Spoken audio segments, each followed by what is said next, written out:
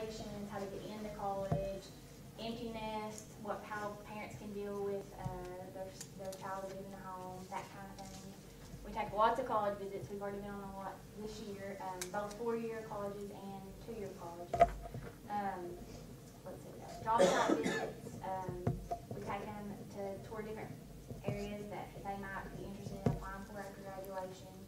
Provide tutoring, mentoring with peers and also adults. There's a lot. I could talk all night about it. It's a really, really, really good program. I love being in the classroom, but I love this too. And like Connor said, I really hate to see this program end this year because it's our last year, but hopefully we'll get that grant in the spring next year. Yeah, like I said, we'll apply for it this spring, and it'll probably be by the end of next September before we find out if we get it or not. But I do want to say thank you all so much for being so welcoming of the Gear Up grant and stuff. You all have been, everybody we've worked with has been fabulous. Lauren's great. I mean, the kids just flocked her, and I mean, just seeing her in that setting, I mean, she makes my life so much easier. I'm so thankful for her. And then Mike is great to work with. He always, anytime I need anything, he's right there on top of it. And so, and the schools, and Mr. Winkler, thank you for letting us pull the kids out and do things with them. And we just really appreciate it so much. And so we just kind of, like I said, want to give you all a general overview of some stuff going on this year. So, do you all have any questions for us? I would say this. Go ahead, Mike. No, I just wanted to add a couple other little things to that because I wanted everybody to kind of get a full concept of what Gear Up has provided to our school district in the last 7 years. When we first signed on for this grant, their commitment to us was $72,000 a year for an academic specialist, $50,000 a year for professional development practice purposes, and then somewhere in the neighborhood between $60,000 and $65,000 a year for direct services.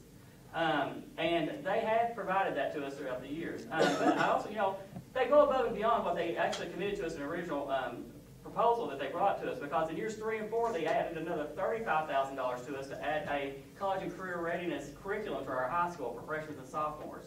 And when that program left, all the Gear Up schools across their cohort, they actually left it with us and a couple other schools for an additional year to do some RTI practices with all of our students. So that 5th year we got to keep that $35,000. And then the other thing is on top of all that, there's been about between 27 and 30,000. I don't have it nailed down right here today, but between 27 and $30,000 of money they provided us for what they call regional events, things that they provided to us that they have not charged us for. And then the other thing I really think is great about that Gear Up program is, we always talk about how when grant programs come in, you see them funnel down as they get closer to the end. They spend less and less money on they typically have less money to provide to the programs. But Gear Up is so in tune with how to manipulate their money that in years 1 through 6, we had about 400 kids in our cohort, well, 370 some, and we had about between $60,000 and $65,000 each year to spend on those children. This year is our last year of the grant. We have half as many kids, and they were still able to give us $50,000, which says a lot about their administration, I believe. And so when you look at all that, you start to think that at the end of this 7th year, they would have provided our district somewhere in the neighborhood of $1.196 million. $1,196,000 in 7 years. That's a huge contribution to our school district. And we have the data to show that it's been a very important program and very important to our students as well. So Gear Up's a wonderful program, and we're very appreciative for all that they've done for our district. And it's not just been our district, it's been a lot of districts across Eastern Kentucky especially. So we're very thankful for Gear Up. Thank you so much. We appreciate it. Thank you all. Thank you all. Thank you.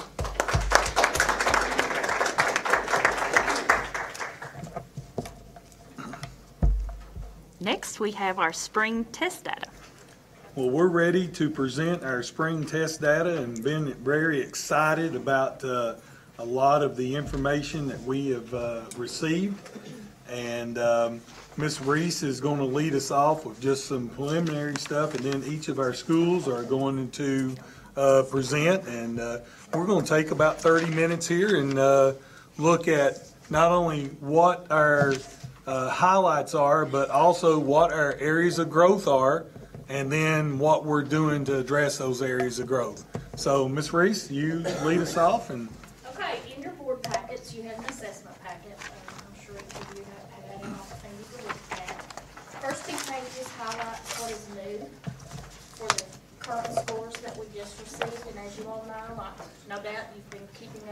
changes that we are facing. Those changes affected us currently and will continue to affect us until we transition into the new accountability system. So you'll see there, and I'm not going to read this word for word, but some of the highlights of the things that were new for this reporting system. Schools and districts did not receive an overall score.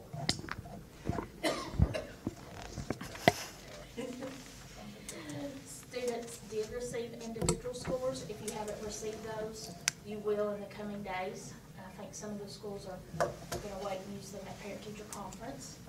But we do have individual student reports.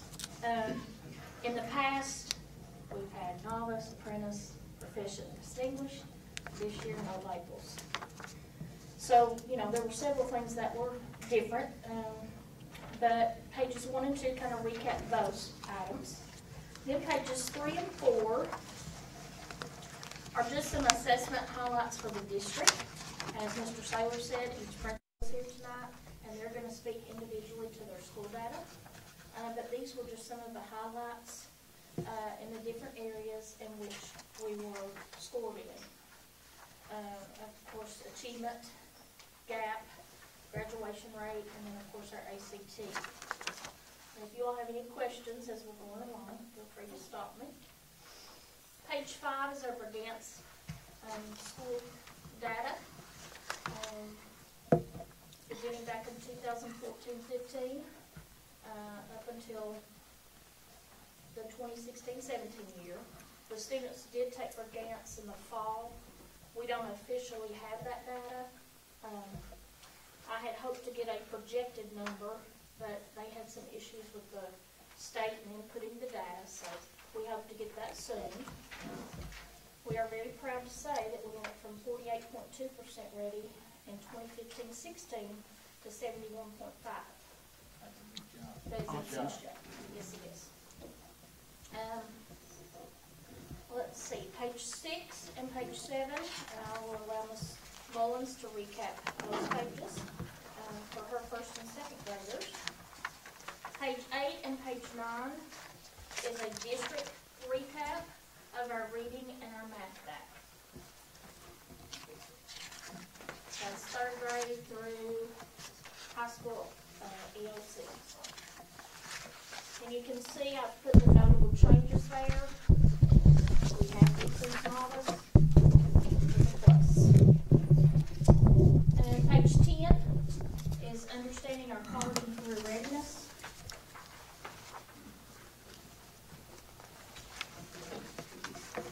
And graduation rate.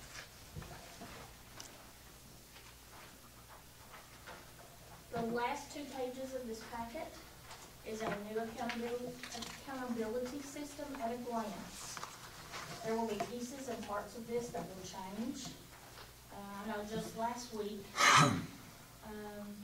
during a webcast, they informed us that the language mechanics editing field test that they originally said would be tested in the spring, they've already taken that out.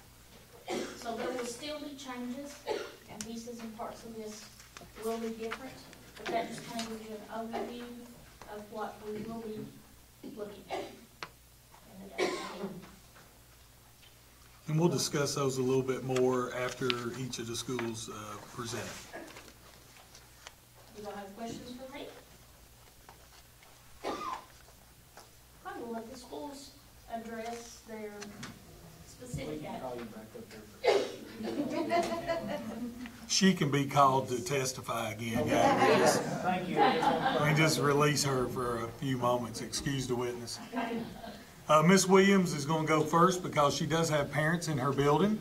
And I think this is the first meeting that we've had that Ms. Williams is, of course, our new principal at the middle school. And she's replacing Mr. Burkhart, who decided to take on the beast of transportation. So, and also Mr. Burkhart will be doing, as an instructional supervisor, will be implementing the new science standards as we move forward. So, Ms. Williams, floor is yours.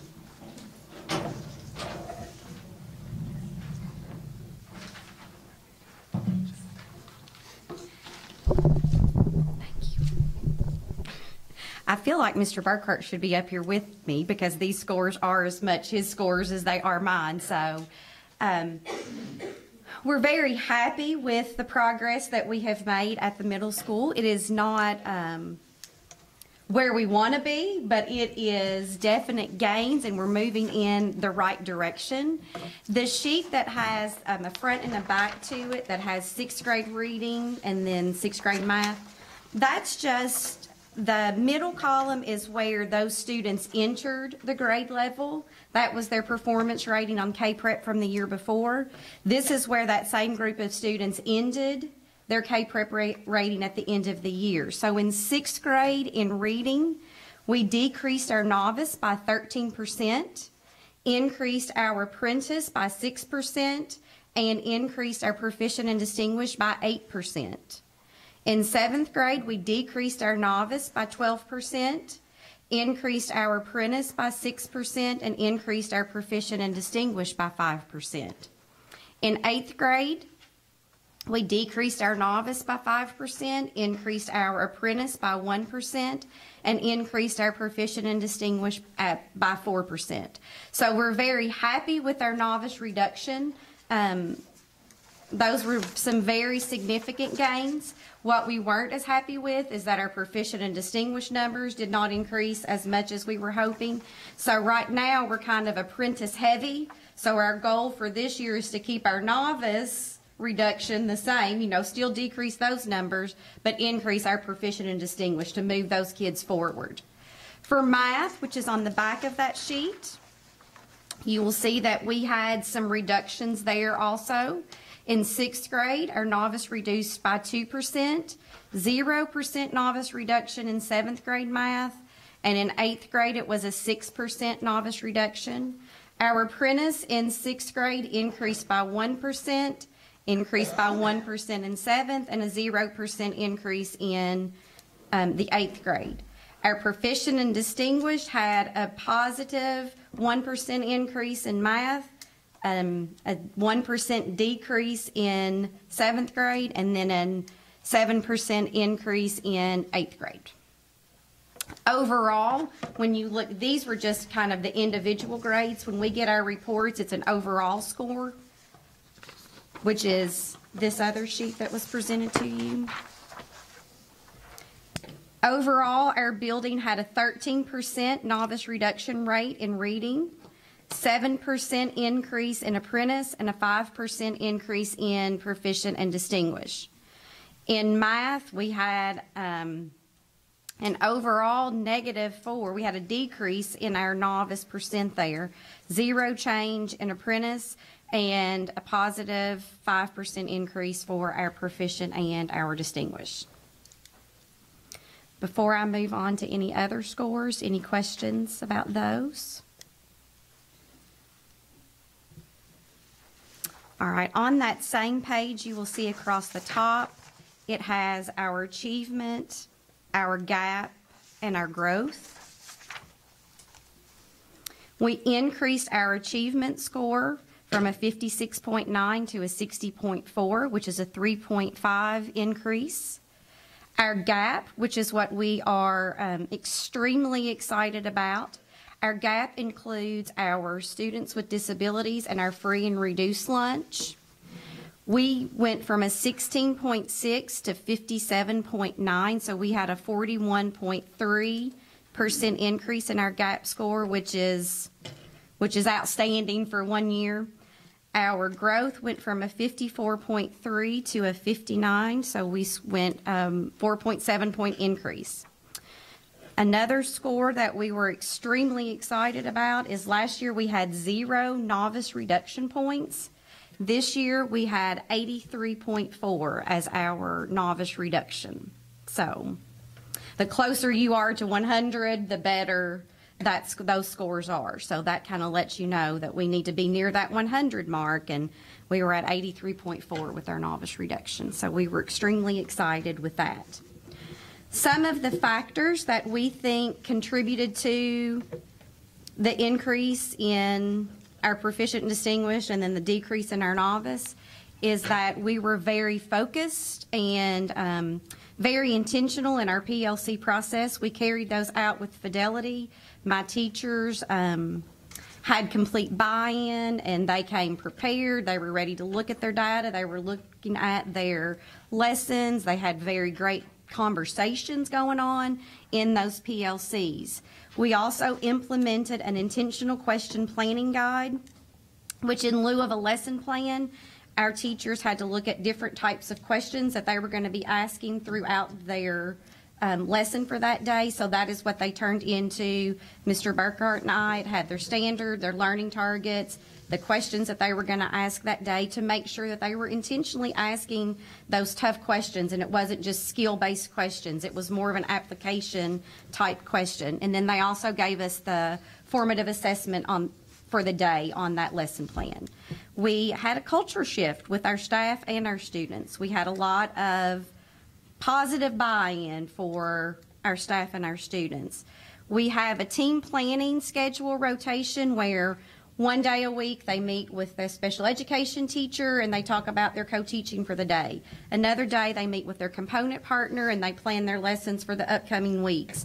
Then they meet as a whole team and they talk about what we call our cusp students, those that are a couple of points from being apprentice, a couple of points from being proficient, so that we can talk about what's going on each week with those students. And if their grades are falling, then they're pulling those kids in and they're having discussions with them and asking what they need to do to help with that process. And then the board was very gracious to help us with the funding of a program called Reading Plus. That had a very positive impact on our reading scores. I think that's why you will see there was a bigger jump in our reading scores than in our math, because that one particular program allowed for a lot of differentiation with those students, and they were able to choose high interest articles that they read, and it checked for their comprehension, their fluency. It did vocabulary activities with them. So they were very excited, they were very motivated, and it had an impact in our scores. We also, in our language arts classes, had sentence frames that were introduced, and it was simply, this is how you start your sentence for an open response or an extended response or a short answer. So that gave them that opportunity to get their thoughts together, and it gave them a guide. So those who sometimes have random thought processes, that kind of kept them on course, which also had an impact on our scores. Some of the problems, the weaknesses that we see right now is our scores are apprentice heavy, and we want them to be more proficient and distinguished heavy. So our goal is to move those apprentice kids up to that proficient and distinguished area. We also had a decrease in our writing scores. You know, earlier I said I wanted it, the closer to 100, the better we are. Well, with writing, we're at 17.4. So we are really struggling with our writing, and that is something that our leadership team met with them on Monday, and they have come up with a plan on how we're going to implement improving our writing. So, you know, even though we're happy with our increases, we realize there are areas that we still have to make major gains in, and writing is one of those.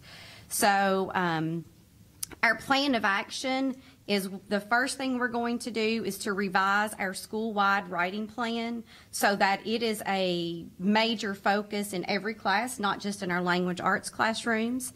We have also required that our social studies teachers do 2 LDCs per semester, and LDCs are literacy designed, and they are lessons that have been vetted, they've been approved, they are kind of exemplars in the area of language arts for them to select so that they are incorporating writing on a regular basis in the classroom. Our science teachers are using their through-course task, which is another part of the science assessment. So they are required to do 2 of those a year, which are heavily on the writing process. Our math teachers do what are called MDCs, and they've already scheduled the ones that they're going to do and given me the dates for those. So they already have that plan of action for their MDCs.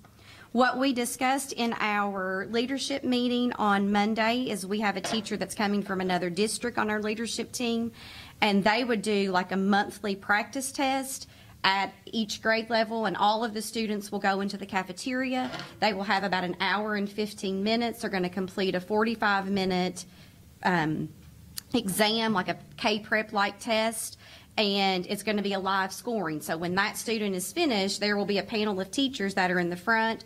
They score it. If they get a proficient or a distinguished rating on that, then there are other teachers in the gym that will have activities set up for them so that they can go participate in those activities. Those that did not get a proficient or distinguished scoring will go back and they will rework that, and they'll come up and live score until they can get that proficient and distinguished rating. At the end of that hour and 15 minutes, those that are still working will go with one of our intervention coaches to continue to work on that so that everybody in the building can say that at some point they have written a proficient and a distinguished answer. They know what it looks like because they have done it themselves. They have written that. So those are just some of our plan of actions to address the problems that we see through our data. Any questions from you all? I've got one. Okay. Or a couple. First of all, I want to commend you and Mr. Burkhart on the job you've done. You've made Thank great you. strides. I really appreciate it. I just want to, I've got the data off the internet from the K-Prep. We are still way behind the state average. Yes, we are. 17.4 in writing. The state's 37.2. Yes. And I just want all you principals know that as a board, we are aware of that, and the community is. We're below average, and the middle school made some of the better strides. But we're still below average on everything. Like Yeah. language mechanics, our average is 38.4. The state average is 48. We're close in math. We're 44.7. They're 47. So that's a strong area. We're behind about 12 points in social studies. About 7 in reading. So we've still got a long ways to go. Yes. Yeah. But I don't want to take away from what you all Yeah. done, because we're definitely going in the right direction. Right. So I We're want to commend you celebrating that. on a small basis, but we know Exactly. we've got further But to go. let's don't get lax. Yeah, we will We've not. got a long way to go. Yeah. Yeah. We agree. I actually met with their staff Monday? Tuesday. Tuesday. And we had those same discussions. Yeah. And we are proud of the results that they've had. But we do understand that we've made a lot of progress, especially in the PLC process. In the first part of that the part of the PLC process is making sure that we take the instruction and the curriculum that we're presenting to our students, and that we're refining that, doing a better job, using more instructional strategies, better instructional strategies, so that students learn the content, not only learn the content, but can apply it. Well, And, and if I can find it on the internet, there's a lot of people that, our community's more interested than we realize sometimes. And if you look at the YouTube views on these school board meetings, you'll realize that. But, because we are all concerned about our education. Yes. So we do appreciate the job you've done, and just keep going in that direction, please. That is our goal. All right, thank you. Thank you. And I'm sorry I have to leave. We got parent-teacher.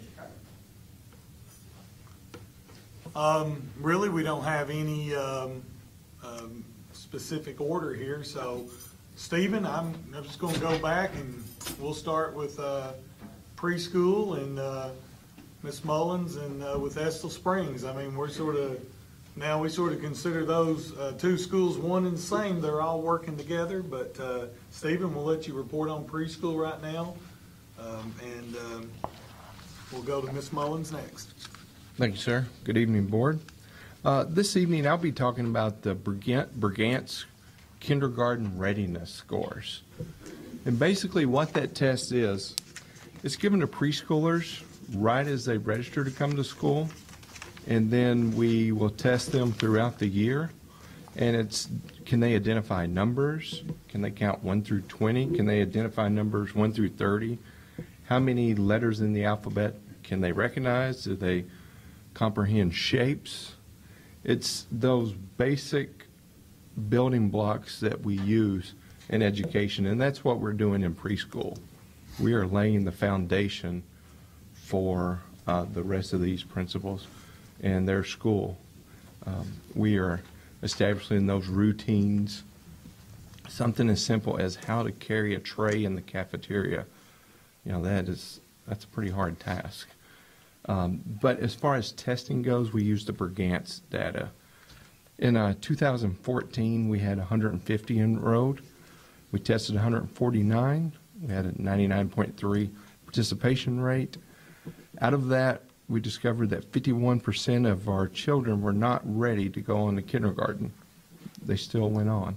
That was their. That was our results. So we had 49 were ready.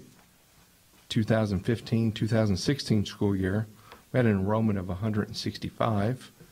We tested all but one of those. We still had a participation rate of 99.4. Very close numbers again. 51.8% of those students at South Irvin in preschool that year were not ready for kindergarten. 48.2 were. Last year, 2016-2017, we had 138 preschoolers. We tested all of them, 100% participation rate. We had 21.5 of those students not ready to go to kindergarten, and we had a huge jump of 71.5% of our students ready to go to kindergarten. That was an increase of 23.3% for the previous 2 years. This school year, we have 153 preschoolers at South Irvin, and then we have 8 early Head Start students. That score of 71.5 was the largest in our region that services, that Kentucky River Foothills services. And there was a few months ago, you gave South Irvin an award for that. It was a very big deal. So why the big jump?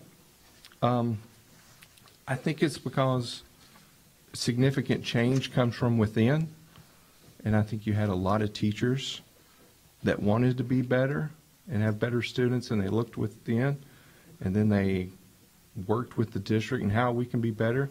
We've done that through PLCs, looking at our curriculum. We do a lot of data monitoring. You can walk into any class today at South Irvin, and I invite you all to stop by at South Irvin at any point. We would love to have you in the building.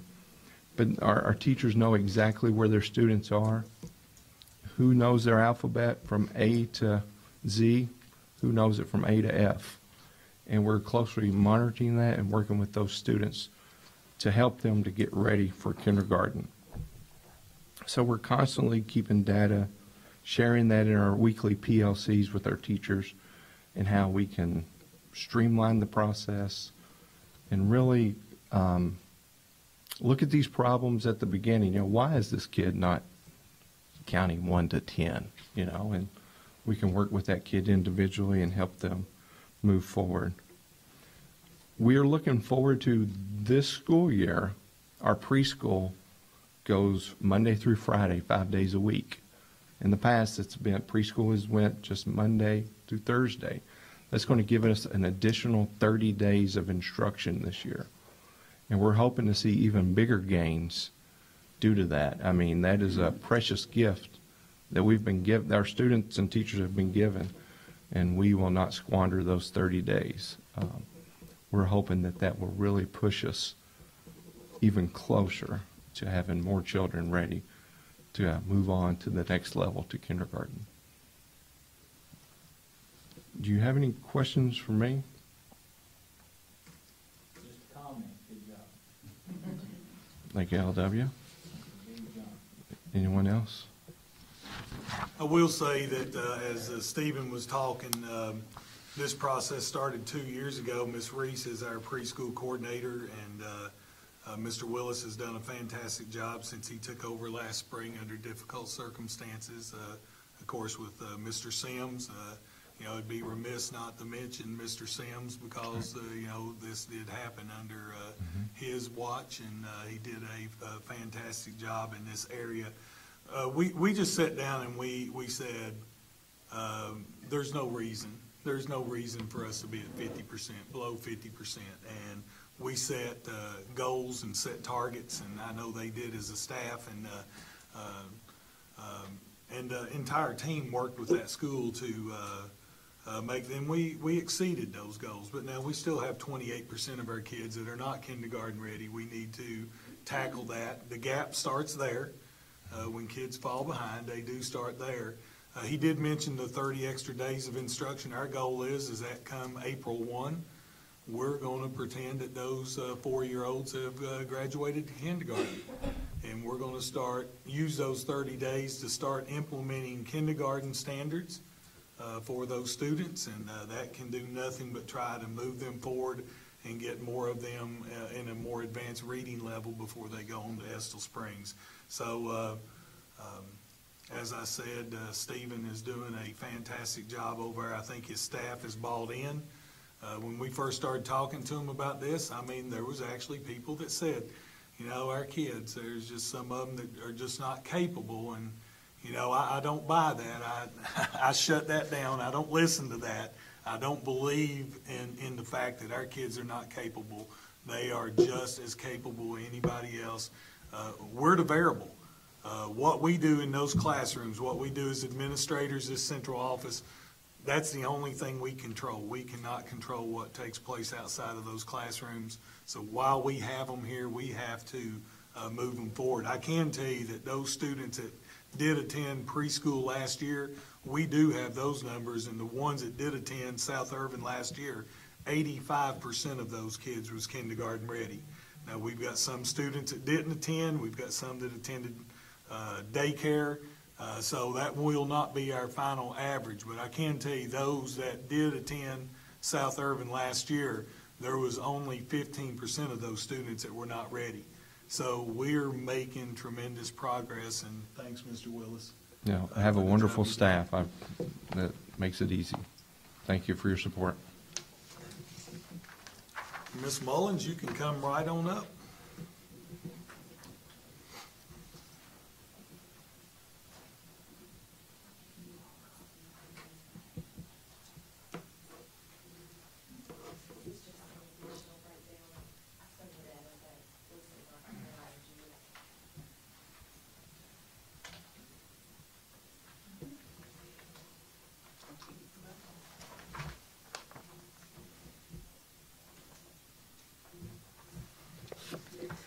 I want to begin by just thanking you all for the support that you have provided for my school in particular, and in return to the district as well, because one thing that Stephen, Mr. Willis, and I really discuss often is our ownership of the foundation that we're providing for the students. We know that any gap that is addressed from the time they leave our school just becomes exponential if that gap isn't closed quickly.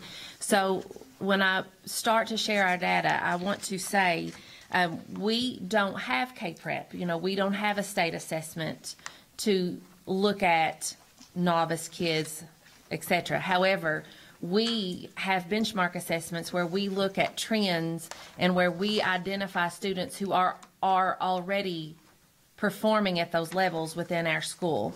The assessments that we use are the Fontes and Pinnell Reading Assessment. We use MAP assessment in second grade only. And we use the SNAP assessment, which is for math. So those assessments, those benchmark assessments are used for us to identify where those gaps begin. But the Fontes and Pinnell and the SNAP are on the colored sheet here, and I'm going to talk a little bit more about it, but I want to specifically talk about the running record work that we do. What we have recognized is if we only assess our students in the fall, in the winter, and in the spring, we don't know if the instruction and the strategies that we are providing for our students are working. And a lot of times it's too late to make corrections at that point. So we decided about 2 years ago that the best way to monitor that was continuous monitoring of the instruction and how it was impacting the learning. So yes, here, these two sheets match up if you look at the fall data to the spring data, but what I think is even more telling is to look at the growth that occurred each month from August to May. So in first grade, 44% of our students were proficient in the fall, which averaged, it was 58 students. In the spring, 107 of our students were proficient. In second grade, we began the school year last year with 89 students performing at proficiency, 74 students performing below grade level. That's, 50% of your students. But they were able to move to 125 students performing at proficiency, with 35 of them, which is 35 too many, performing below grade level.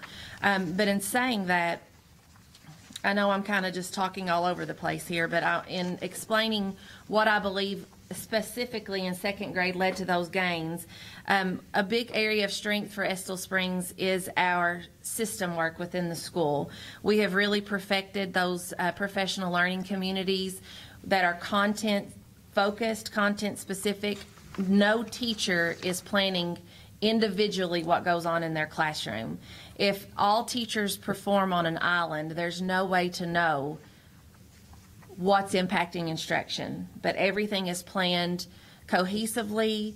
The instruction is the same, and our look at the data is the same. So we identify immediately students who are struggling. We identify immediately instruction that is not leading to proficiency, and we're able to correct those things immediately rather than waiting to the end of the year to take an overlook at the year to say, well, maybe we'll change this next year. So I think in reading specifically, that is why we have seen such great gains. In math, in speaking with the district even as of yesterday, one thing that we've identified as a missing piece of the component of what makes Estill Springs successful is having a math assessment that truly gives us an overall picture of growth. Even in looking at the back, you see there the assessment we're giving has 6 categories. And yes, we can look at each of those strands and identify growth, and there is growth to celebrate in every one of those 6 strands across the school year last year. But we don't have that overall growth piece to look at. And this is, it's almost like a whole lot of information without giving you a whole lot of direction. So we are focusing this year as a school on finding a math assessment that will inform our instruction better so that we can send students better prepared to West Urban. But we are working with what we have now, and we are celebrating the growth that we have. We've identified that a lot of our students have specific areas of need, and that is what really equips Stephen and I to work together to identify how can we build that foundation stronger from a numeracy level for younger students. I've talked a little bit about our system work. One thing I'm extremely proud of is our RTI system work, which is response to intervention. Intervention is meant to be a revolving door. Intervention is meant to be that you recognize an error in understanding, you recognize an area that a student is struggling in, you remediate that student, you fix that area, they leave. It's a revolving door. And I believe that our school has very much perfected that system. The reading coach / interventionist that I have this year, Brooke Mays, she is phenomenal in owning every single child. We meet weekly and as an RTI team monthly to discuss students who are in intervention and then students that are simply on our watch list. But what that tells me as a parent of 3 kids is that my student has a name. Every month they know the name, they know what they're successful in and what they're struggling in. And as parents, I think we can find great comfort in knowing that your student is not getting lost in the mix, that they are identified very quickly if there is an area of concern. I believe that the way that we use our 30-60-90 plan for school improvement has led to the successes that we've had at Estill Springs. Our leadership team meets weekly to discuss the 30-60-90 plan, to look at goals that we've not met, at maybe what is standing in our way, and how we can remediate that within very quickly rather than waiting. Our content work in reading this year with the co-op has already pushed us ahead of where we were even last year. So I am excited to share with you those gains when we meet next fall. As far as areas of growth, we want to do more every day to just push student data accountability. We are piloting in a few classes individual student data notebooks. Students know what it means to set a goal and to reach a goal, and they know what it means to set a goal and not meet that goal.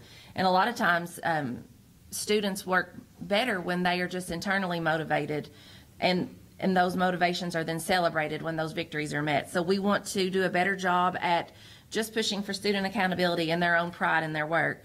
We want to continue to work to strengthen our content work in math, and to, like I shared earlier, find an assessment that gives us more information as educators, and just continue to build a school of continuous improvement.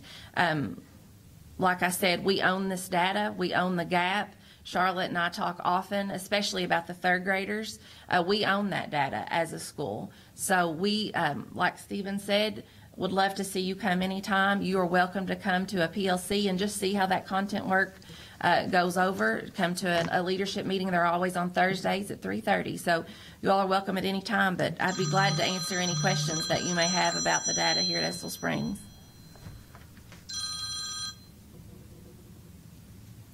Sorry, that's a fine. $10.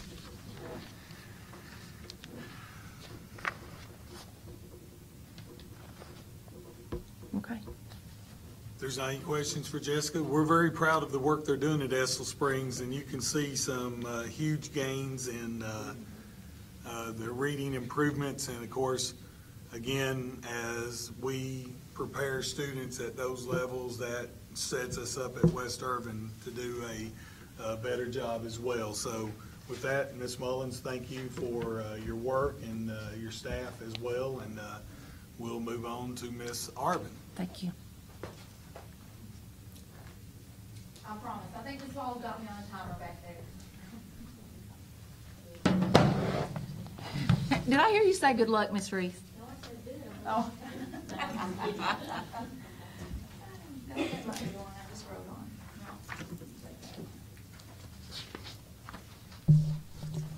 Mr. Winkler, did I leave some copies laying back there?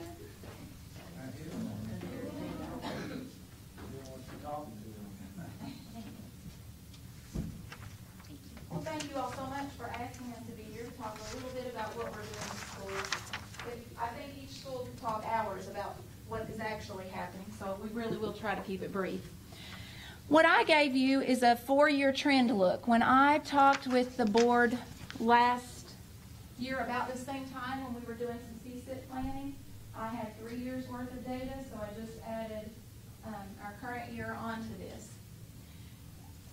I think that first graph is just talking about our socioeconomic status, and I think we're all aware that Estill County in particular continues to struggle with that, with poverty within our schools. And that is not an excuse for anything, and we do not use that as an excuse, but it is something that we consider when we're planning lessons, because there are certain types of strategies and things that you would use to work with that population of students and make sure we're meeting their needs.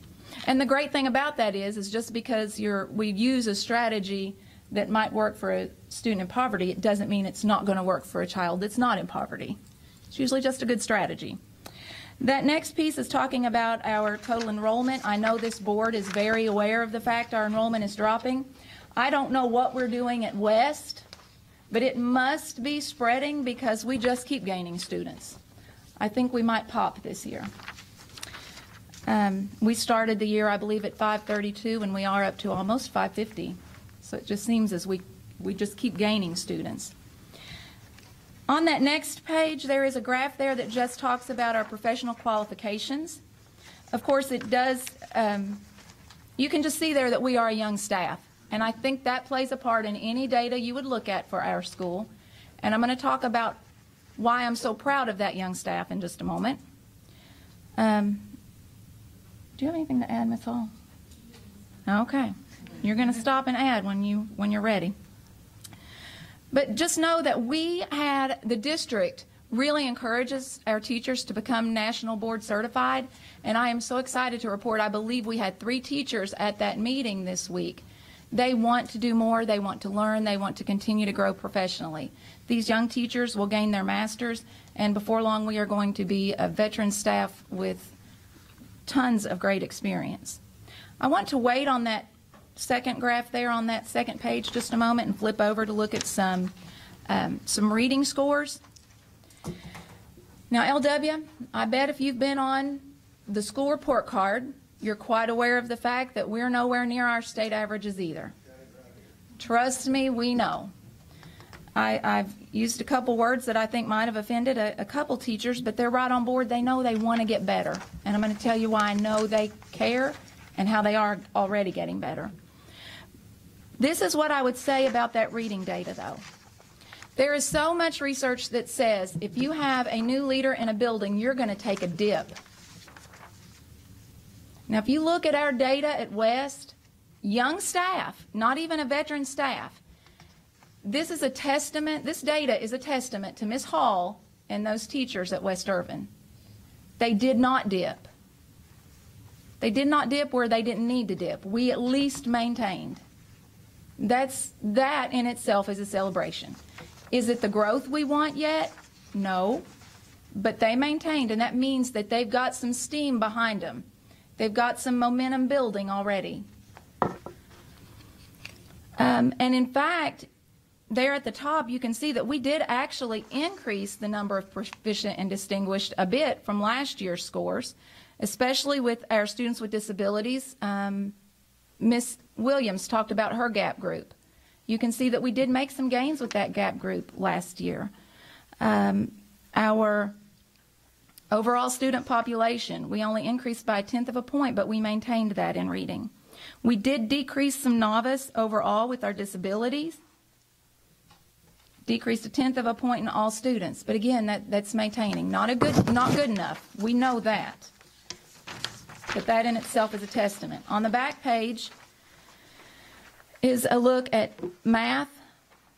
You can see there in math for all students, we did actually decrease the number of novice by 1.33 points.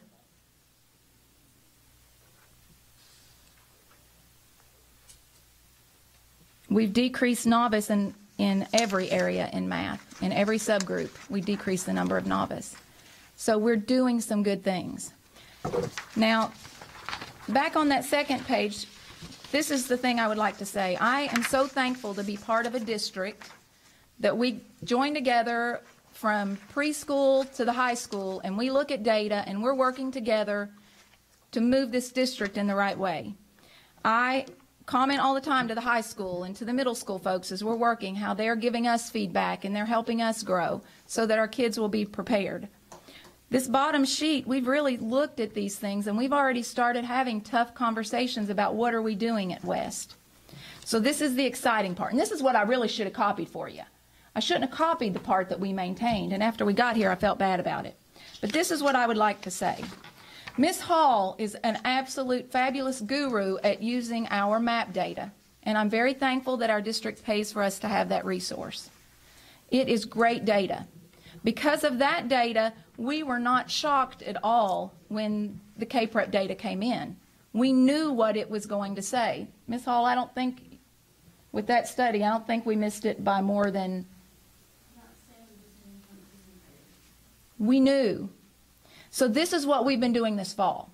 We've already looked at their spring data that they took last spring. That's what they came to our school with. You know, our third grade students, we have that data that are currently fourth grade. See what I'm saying? We got their second grade scores, so we knew where they were at. So when we started this fall, our students in third grade for reading, we calculated about 44% of those students were really ready for Tier 1 instruction. At this point already in the fall, after about 6-7 weeks of instruction at the most, we have about 60% of our third grade students ready for core instruction.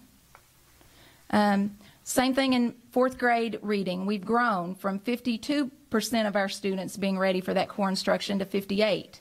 We took just a few point drop in fifth grade, but they have already made adjustments like crazy to make sure that they're making up that ground and gaining. Same thing in math. We went from 53% of our population being ready for core instruction to 62%. Fifth grade from 51% to 61%. And that was 4th grade. 5th grade math from 61 to 68. We are building steam at West. We are seeing great gains. We hear about the teachers buying in to the work that has to happen. They are taking ownership. They're busy working on our 30, 60, 90. I just left a team meeting, a committee meeting, where they were busy saying, oh, here's what we've got to do in math. We think these are going to be the things that help us. I just want you to know we are making great gains. And in addition to these things, there's all that other stuff that goes on to build the culture of a school. I wish I had accurate numbers, and I do not. I looked at what was on the report card. It's not quite accurate for the number of hours that that parents volunteer in our building. I know we've increased that by a huge number. We have folks in our building on a daily basis, helping with students, helping teachers get materials ready. We have parents more aware of what they can do to help. I mean, probably anybody in this room could say they've looked at a math homework a child has brought home and think, I don't even know what to do with that. We had co-op partners. Each county belongs to a co-op. I don't know how much you all know about that, but we've had our co-op partners in, and they've actually worked with parents that come to tutor our students to get better at those skills. So that is a big culture piece for us. We have a community coalition now that works and supports our schools. Our school in particular. And we have the best attendance in the district. We win that banner. We have those students there. They're working with us. So those are things that you don't necessarily see when you see that report card, but we're making gains. Now, I guess just to reiterate what everyone else might have said to you, we're truly trying to own the PLC process. We have great district leadership. They are there working with us side by side when we need help. They're there for weekly meetings. They're there to come help with walkthroughs when we call them. So I just feel like we have great support from all the other administrators in our district team. Questions?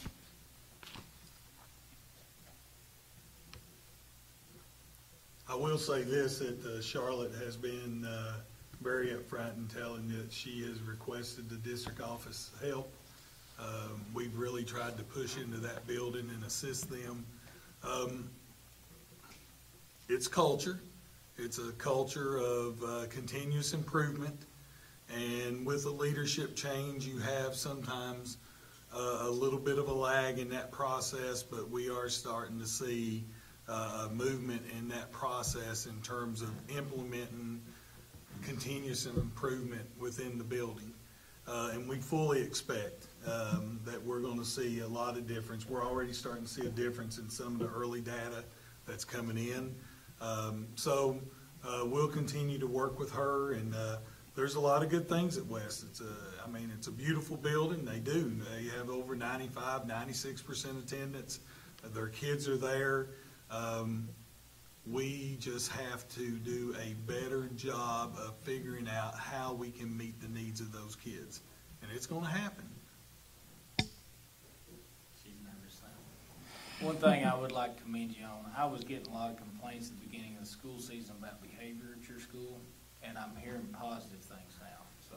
Yeah, I didn't even bring that data for you, but we're excited about that as well. I'll put a feather in your cap when it's deserved, I promise. But I've had some parents comment that you've had some real behavioral issues, and you've got it going in the right direction. Yeah, we won't say under control, but we're going in the right. I do appreciate that. Thank you.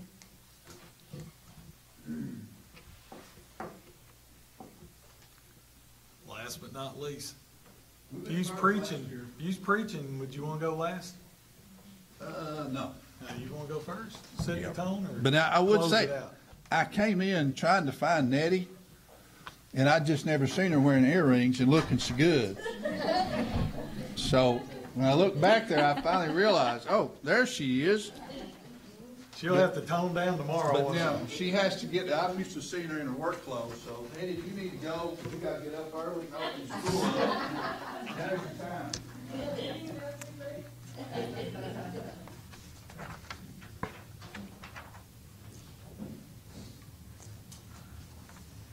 Right, not being real sure exactly how to present it to you all, so my handout looks a lot different than their handout, but it basically says about the same thing as far as the quantity of what we're looking at. And for us, we are definitely looking at developing a culture of continuous improvement. And I think we've been able to begin to really do that a lot over the last 2 or 3 years. So what I did was, and I'm sorry, Lisa, after you got up here and talked, I felt like I needed to sort of change the way I presented, because I cannot right now escape wanting to rank everything. So I did a lot of ranking on mine. Sorry. But you'll see. So the back page, you might want to rip that off in a minute. But it just kind of, and I'll explain why I did that. But on the front page, some of the positive things, if you were to give us a score, and we calculated our score would have been overall 73.8, which does put us in the top 30% of all high schools in Kentucky. And you see the categories there in achievement, CCR, and ACT, GAP, and graduation rate. We realize that we have a long way to go. And if you look at closely our achievement data, which is based upon the EOCs and on demand, state-wise, we don't rank very well. But the positives of it are, in social studies, we are moving kids up into the proficient and distinguished category. We've gone from 43.2 to 48.7. In English, and notice I have slash reading there.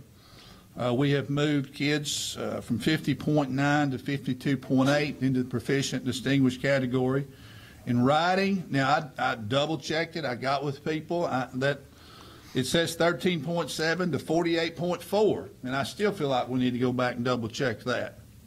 But when we sat down and looked at the data that we had, what we're saying is that we are moving kids in the right direction.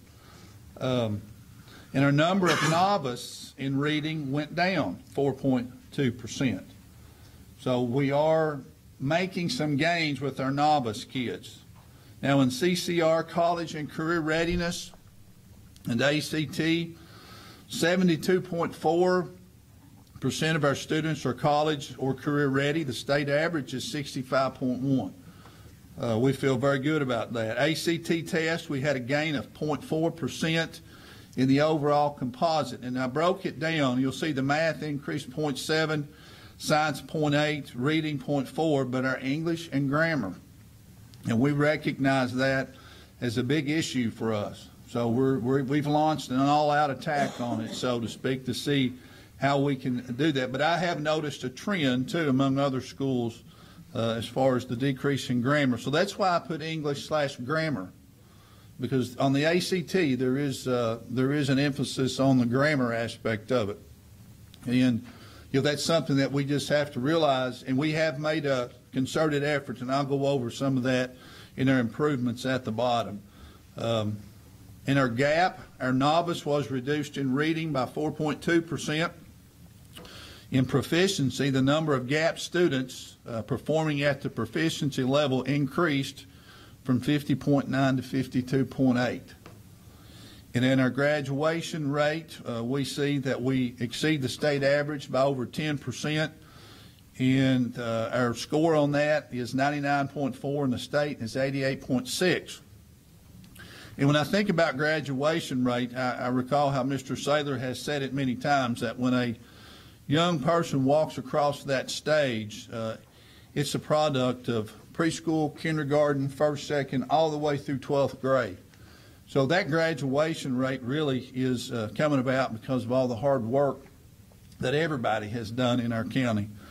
So we like our graduation rate. Obviously, our kids like to come to school. You see down below that, attendance is very good at the high school. We consistently win what's called the Region 16 High Attendance Award, and we won it this year at 94.7.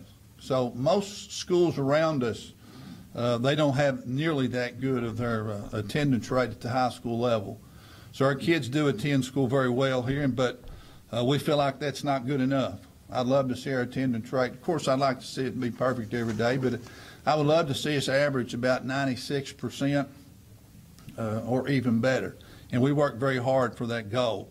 But if you look over underneath of the category Achievement, EOC On Demand, down where it says Work to Improve, EOCs are a strange phenomenon to me. Since I've been principal, I've tried to figure them out, but especially how to motivate kids to do their best on it. So last year we were sort of caught in an area where, are they going away, or are they here to stay?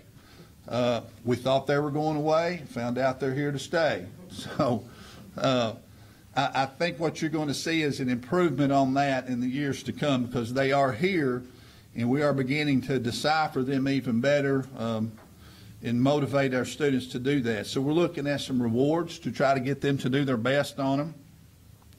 In math, we have adjusted our course sequence, and I think we're going to see good dividends from this.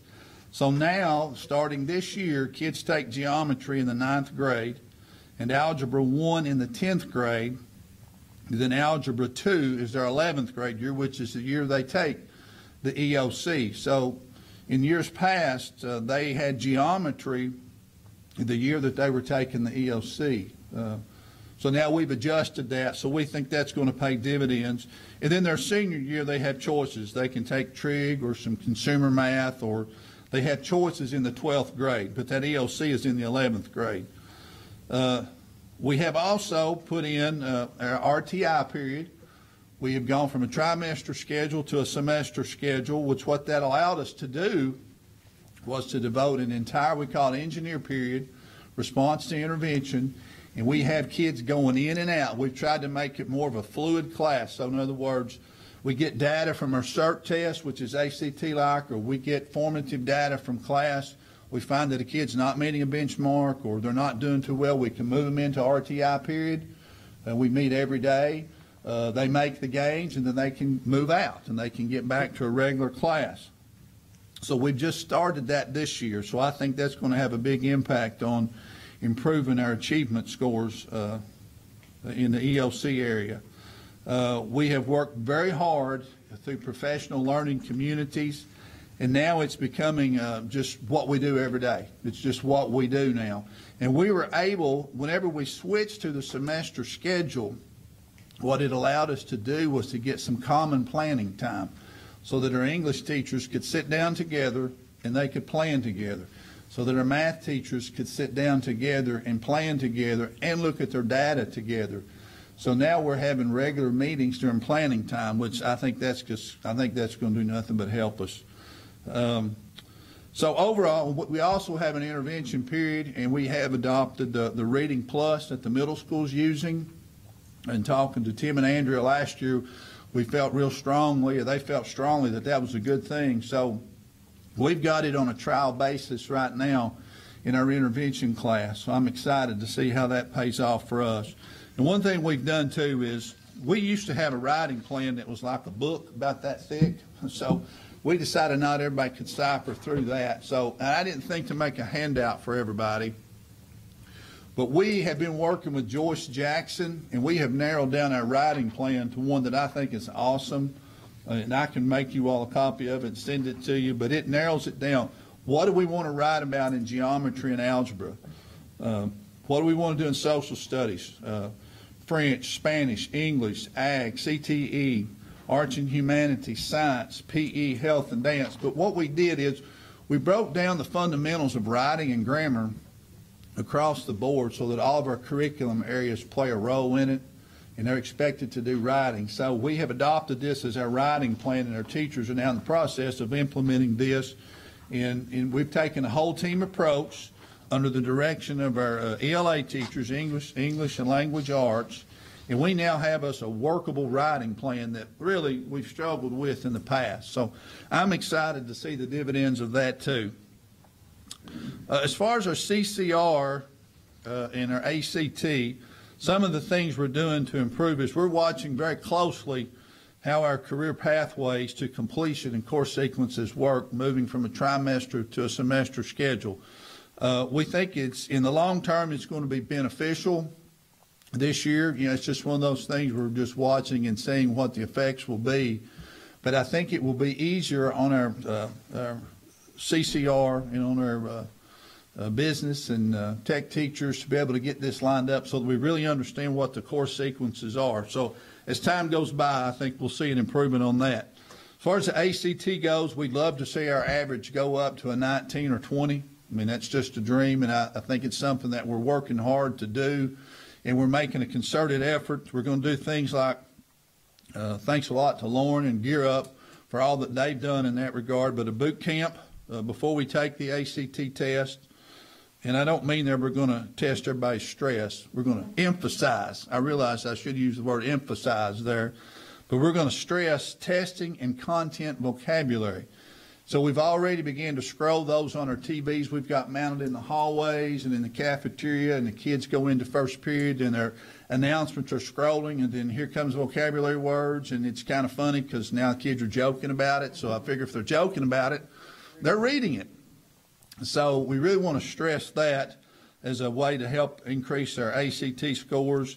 We're looking at possibly doing a 3-week engineer period rotation after Christmas before we take the ACT test in the spring, where the juniors during their engineer period will rotate every 3 weeks. They'll be in an English period, and in a math period, and in a science period, reviewing, getting ready for the ACT test, and then they rotate every 3 weeks. So we think we might be able to do that, and we're working on it right now. We constantly try to improve our in-class teaching strategies with reading and writing as our focus, and Joyce Jackson has been working with us, and I do much appreciate your all's willingness to help us have such a fine resource as her. She's been all over the country, and she's exceptionally good in what she does. So we're very thankful to have that. As far as the gap goes, of course, when I think about the gap, I think about RTI, and in math especially.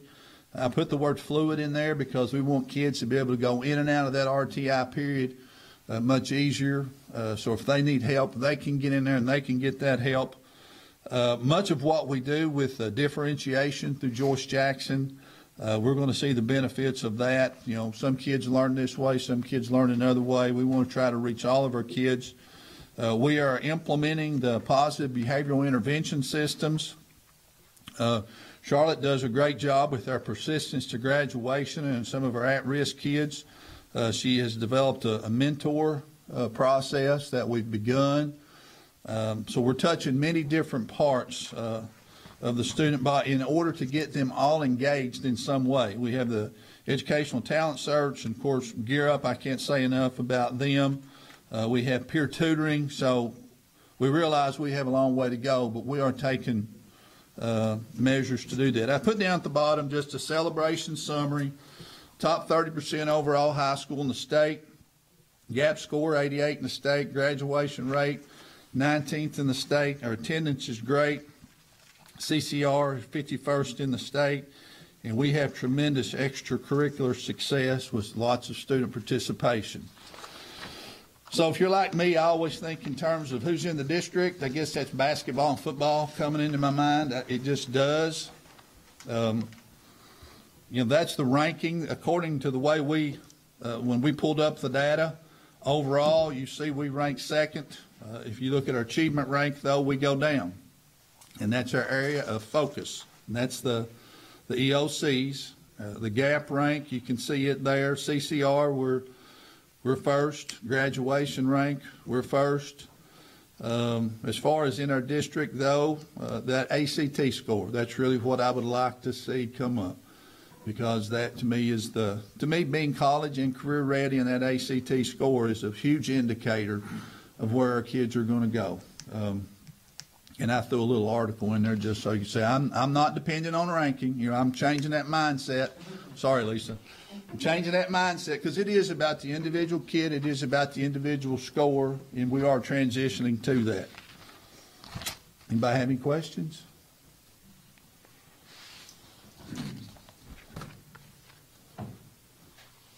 None?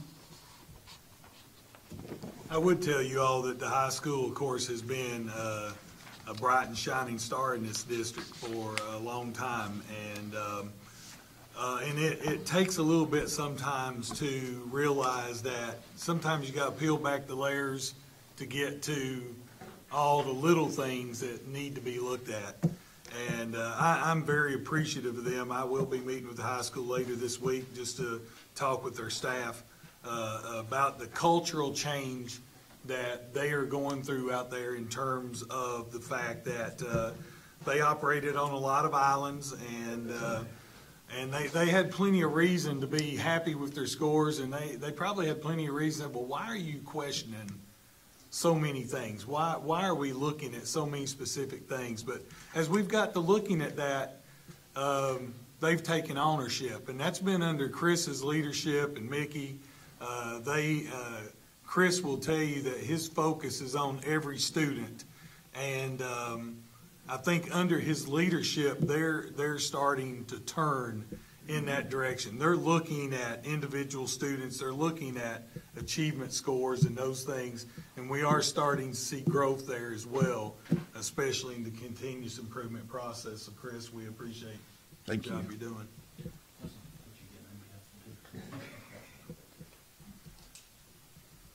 I would just to highlight just a minute the one thing that I would tell you when I arrived here 2 years ago, and I know I'm sitting here with 3 new board members from the time that I got here.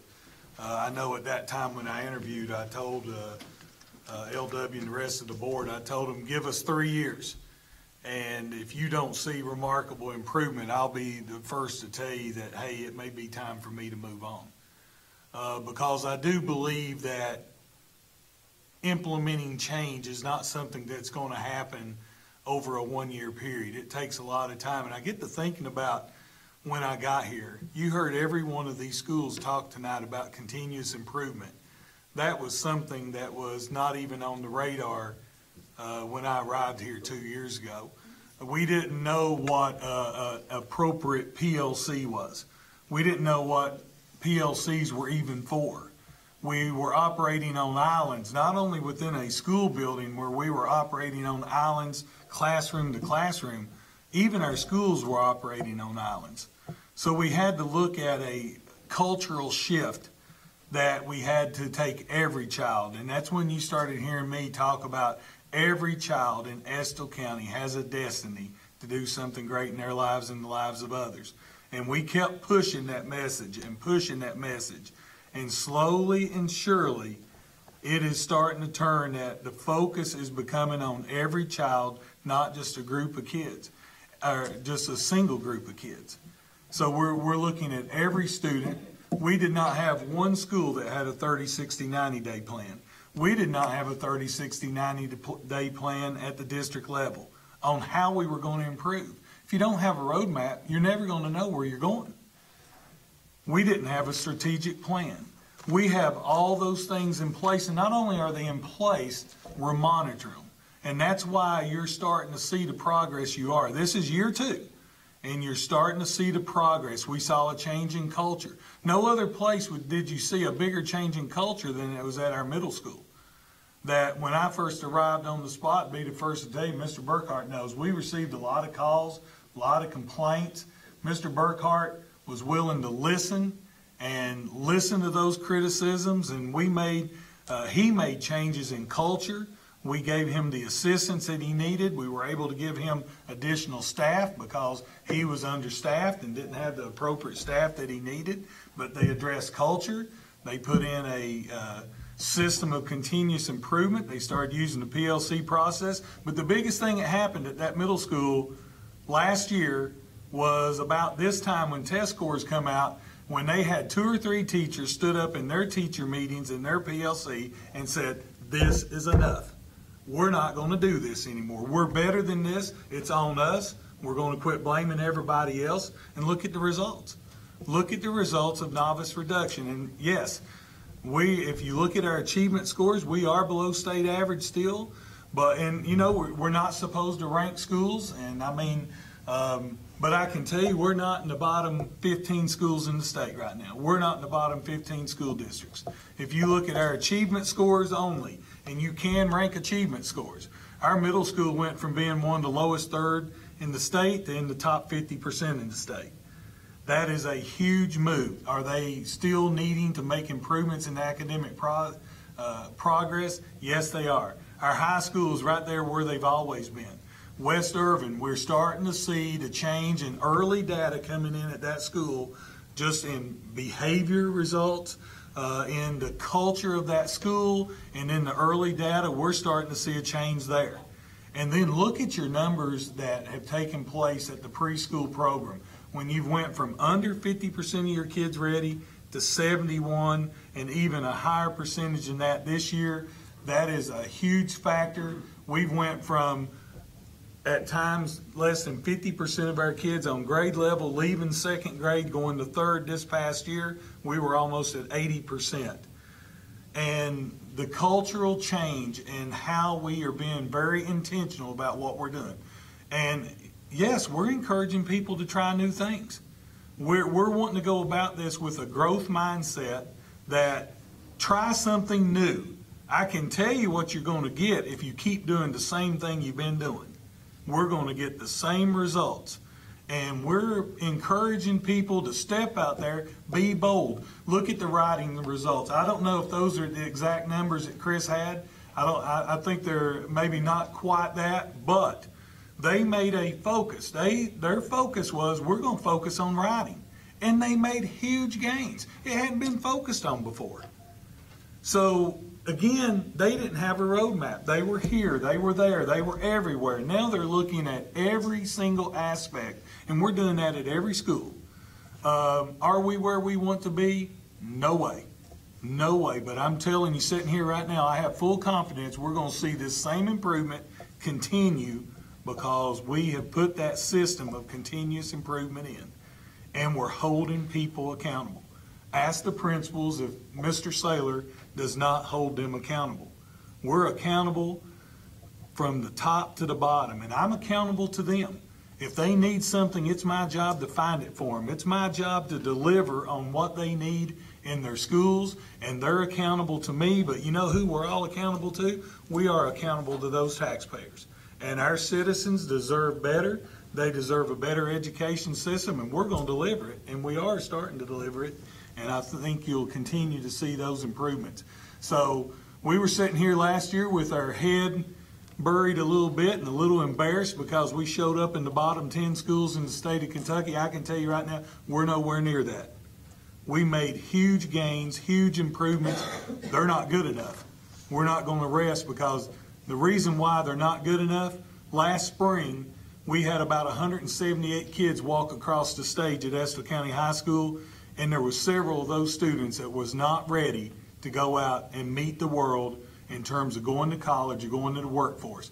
And every employee in this school district, all 400 plus of us, has to take responsibility that somebody graduated and was not ready. And we have sold that. We believe in our classified staff. This is a job. This is not just about teachers. This is not just about administrators. It's about our classified staff, starting with our bus drivers who see those kids the first thing in the morning, our cooks that feed those kids, our maintenance and custodians that take care of those buildings, all of our secretaries and our attendance clerks, and all those, every single person is responsible for each and every child. And we believe that, and that's what we're going to move on. That's the culture we're trying to establish. And I'm proud of the work that they've done. And as I said, I promise you, next year's year 3, I think you're still going to see those same improvement levels. You're going to see them continue just like they're continuing right now. We're moving in a positive direction, and there's good things happening here in Estill County. I don't know if any of the principals, anybody else has anything to add. If not, if any of y'all have any comments or... I was just wondering, we keep talking about culture and we keep talking about a change, and I was just wondering, from principals, people that are holding out on them, are those teachers, those personnel being brought in? Are there conferences that are held to see what the issues are? What are we doing to address some of the people that are not allowing for progress? I would like to speak to that. I feel like at West, part of it has been a leadership style change. Not that my way is better or worse than the previous administrator, but it's different. So actually just in the last few weeks, we've had some serious heart-to-heart conversations And I think maybe I just hadn't made it clear that I really wanted them to take that leadership role. So I really had to stop and just say, yes, I want you to be the leaders in this building. I want you to share your professional expertise. And I feel like we're making gains in opening that door and creating that kind of culture at West. But that's part of why I think we're starting to see those changes in some of those early map data. So yes, we are having those tough conversations to answer your question. And as far as the high school, Mr. Winkler, I hear a lot of comments about the high school on a regular basis. Can you address the culture there for us? Well, we're really transitioning to that culture of continuous improvement. And the key way we're getting there is the PLC process. So whenever we have those PLC meetings, there's some very serious conversations about the data. We try to keep it, here's what the data says. And, if it's grammar, if it's science, it's math, the data says this, and if our achievement's not what it's supposed to be, then we have to look at really, I think, going back to what's happening in the classroom. What are my high yield strategies? What am I doing in that classroom? So we have a lot of serious content. I have talked to people one-on-one as well, about what our expectations are. And I think we're growing in that area. We're not obviously maybe where we need to be to get that achievement at a higher level, but I think we're working on it. But the PLC process is one of those ways that we do it. Is your buy-in improving I with your think so. staff? Especially since we're seeing, our novice kids, or our novice reduction work. And I think there was some sort of trepidation about that. Can we actually make an impact? And I think this year we've seen, we can move novice kids. We can increase our proficient and distinguished. If we work together, I think there was a lot of confidence in an individual's ability to teach, but when you come together and start looking at data and let yourself truly be data-driven, then you just have to step back and say, wow, there's some areas I might need to improve my instructional practices. So through that process, teachers are now sharing, well, here's what I do, or here's what I do that works. So we're having a lot of those professional conversations. It's not just ideas, it's based on what the data tells us. So I think the last 3 years, rather than just be ACT-focused data, we want to be formative assessments weekly. What's happening? What are my kids doing week by week by week? And if they're not making gains on a weekly basis, then we're certainly not going to see bigger gains on down the road when it comes to bigger assessments, such as the ACT. So I think breaking it down into smaller chunks, smaller formative assessments, having that professional dialogue is opened a lot of eyes, and I think we're much farther along now than we were a couple of years ago. And I think as we progress, I think we're going to grow even more in it. So we're not where I want us to be, but we certainly aren't where we were. So I think we always just have to keep working to improve. I appreciate those comments, and I do realize that change is very hard. And we obviously have no control over personnel and those things, but I think that from everything you all reported tonight, we are making huge strides. I did notice on some of the middle school data, it was a little concerning to me that even though we did make novice reductions, we had our proficient and distinguished children to fall off, and that's a little concerning to me. I don't want those kids to be left behind. I don't want any children to be left behind. I think it's exciting to hear the culture's changing, that things are moving along, and I know we as a board are very committed to what your needs are. So stay in touch with us, let us know, and thank you all for coming. I appreciate it myself. Other people may have other comments.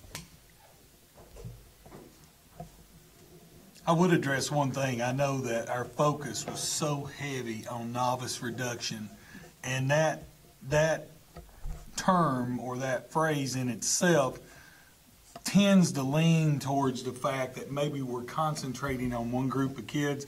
We've really quit using novice reduction a lot at the district level. We talk more about continuous improvement and improving instructional practice, because really what novice reduction was all about was looking at the curriculum that we teach our kids, the instructional strategies that we use to reach our kids, and if we're using good instructional strategies and we're reaching all kids, then yes, kids that score novice don't know the content. They're not learning. So yes, you don't want novice kids, but you also want to see that progression of all students up the ladder. And novice reduction wasn't just about reducing novice numbers, it was about changing instruction. It was about changing how we teach. And so that's why we've sort of got away from novice reduction, and we don't talk about it a lot, even though the state still talks about it. We're trying to change that mindset that we're just not focusing on that one group of kids. We're focusing on good teaching for all kids. And I told them the other day here in a meeting upstairs, I only look at two sets of numbers. I look at how many novice kids we have and did we reduce the number of novice kids, and I look at how many proficient and distinguished kids we have. I don't look at apprentice scores. I told them, apprentice, you're in purgatory. Kids that are apprentice, they're in purgatory. They're not in heaven, they're not in Hades, but we've got, they're waiting. They're waiting for us. They're waiting for us to help them move. It's up to us to help them move. So that's the scores that I look at. And we talked a lot about academic scores, and we talked about culture. I even think, and LW mentioned the fact about behavior at West. I know that there's been concerns. There was concerns last year coming out of high school with the Superintendent Advisory Committee. And so you all know I'll be meeting with high school and middle school students this coming week for our first advisory committee meeting with the superintendent. But those students asked for a cultural audit. So the high school did undergo a culture audit last year, and they identified several things that they needed to work on, some of those including behavior. And they've had a little bit of a rough transition early this fall, but that's starting to get under control as well. And it's all about setting expectations, no matter if you're talking about behavior, or you're talking about academics. If you set expectations, you set goals. Kids are going to meet. Kids overall really want to please us. They can walk around with that chip on their shoulder and everything else, but most of them, they want to do good. It's up to us to help them get to where they need to be. And so I think kids really do want to please. Even as parents, your kids want to please you. And even though no matter how old they get, they still want to please you. They want to do the right thing. Now, sometimes they don't always do the right thing. And sometimes we have to step in and do the things we have to as parents. And it's the same way at school. It's the same way in how we educate our kids. So I am very pleased with our progress at this point to see that over this 2-year period, we have turned things in the right direction. And we're seeing a lot of positive numbers. So hats off to them. They do all the work. I'm just here. I'm leading the vision of this district. That's my job. The real work takes place in those classrooms. It takes place in those classified positions. This is a team effort, 400 strong in the Estill County school system, making a difference for kids. Mr. Saylor, can I say something? Yes, sir. From the middle school standpoint, as a principal, one of the schools, and Mr. Saylor talked about the novice and proficient distinguished. One of the scores that I always like to look at is that scale score range. And each of those areas, novice, apprentice, proficient, distinguished, has got a range of scores that those kids fall. And let's say novice maybe goes from a 140 to a 200. And what I always like to look at, and this is one of the things that I go back and look at the scores from last year and see this. You may have a kid, let's say that was in the novice range, lowest 140, highest 200. He might have scored a 160. And then last year he went from a 160 to a 188. Well, he's still 12 points away from being at apprentice. But, that kid made a sizable gain.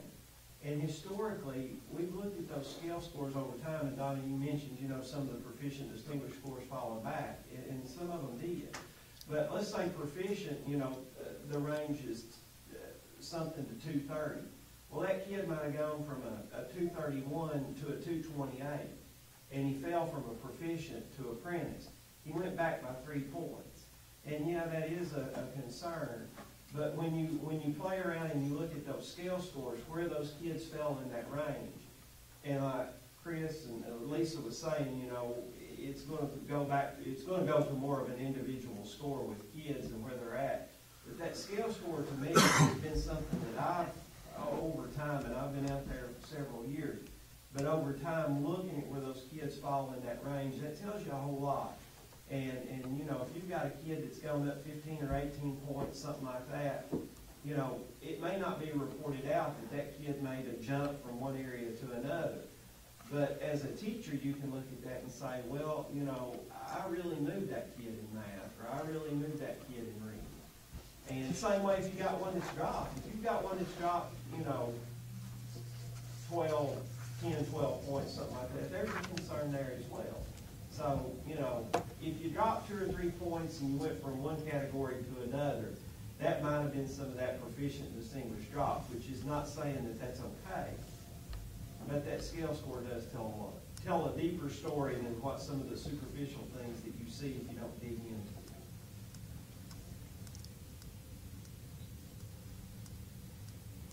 Just remember, it'll be 2021 before there will be ratings for school districts that come out. Read that on the back 2 pages of Lisa's handout. Read what the new accountability system will look like and what's involved in that, but it'll be 2021. We're in a transition for the next 2 or 3 years to a new system. Of course, this is all part of the federal ESSA. It's all part of 2 S's. It's all part of the federal ESSA Act, and Kentucky's move to meet those federal standards. I still don't think the commissioner said he wanted you to be able to understand or be able to explain the testing system in the grocery store line. Unless you go to Walmart on Christmas Eve, you'll not have the time necessary to explain how this testing system comes about and how it works. That's why we've got a people's going to rank. They're going to do it. They're going to do it. And I know that we hate to talk about rankings, and it's just part of it. It is part of it. And it's according to who ranked what and what they ranked. I know a local educational foundation in Southeast Kentucky ranked all the achievement scores. The same process that the distinguished educator that's working with the high school this year, the same process they use, it put Estill County Schools in 97th in the state. Now, I don't think that is probably an accurate ranking. I don't report that ranking because it doesn't take into all the factors that need on that one particular area. Yes, we did fantastic. So I want everybody to get away from the rankings, quit worrying about the rankings. Let's just look at individual schools, individual progress. And when you do that, there is a lot of positive about what you just saw in these test scores. And we'll worry about 2021 when we receive 1 through 5 stars, wherever we land at that point in time. We got a lot of work to do between now and then.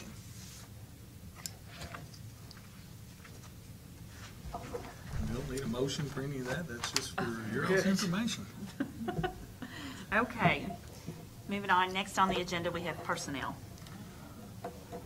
As you know, with the retirement of Mr. Ballard, we've had to sort of go through a shift in personnel and start looking at some of the changes and how we want to move forward with a couple items.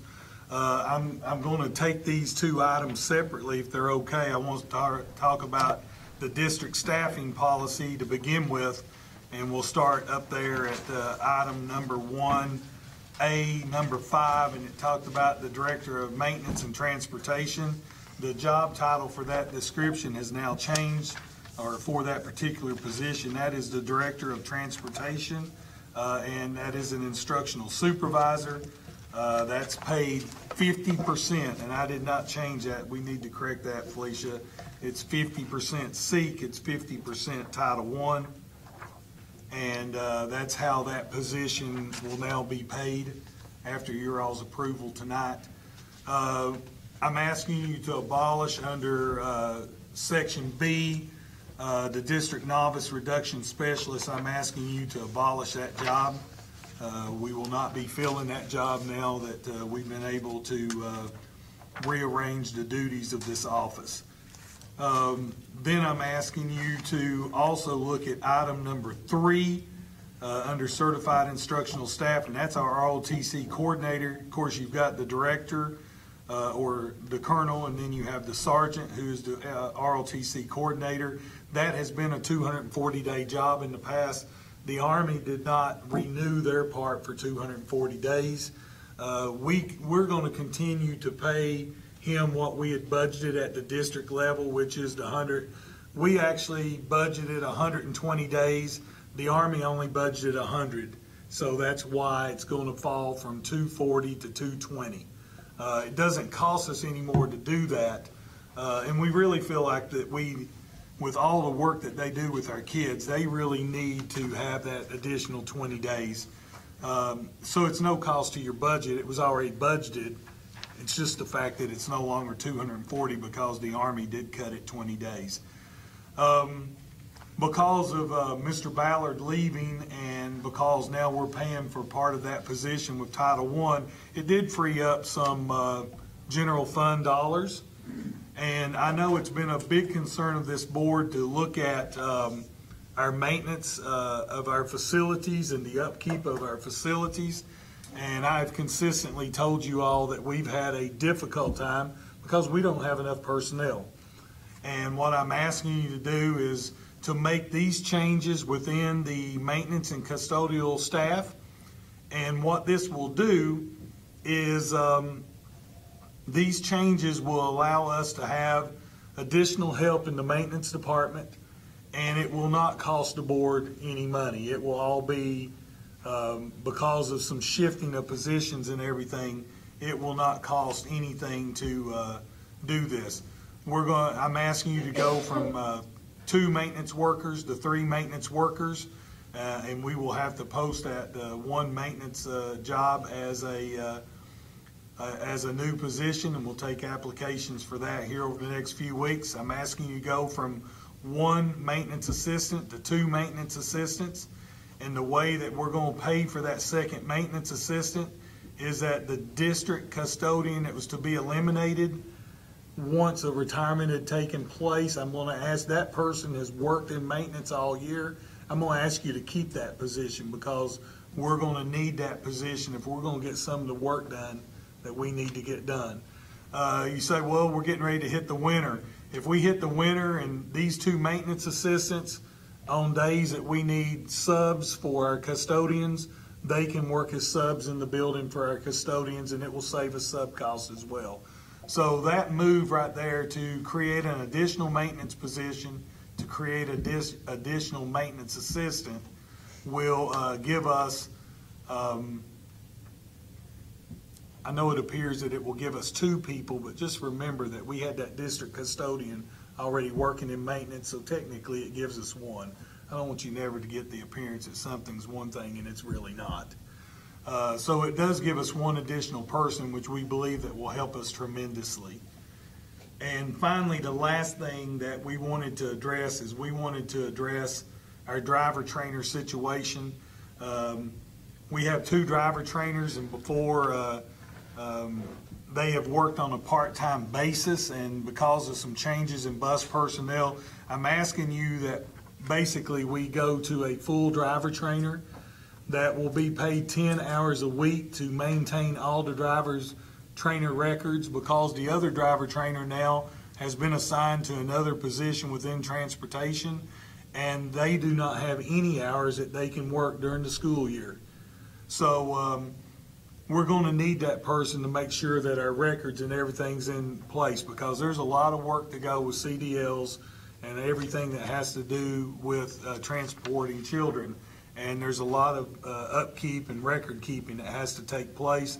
Plus, if we need to train drivers during the year, they're going to have to be the one that drives. So we honestly have only 1 driver trainer that will be working during the 185-day school year.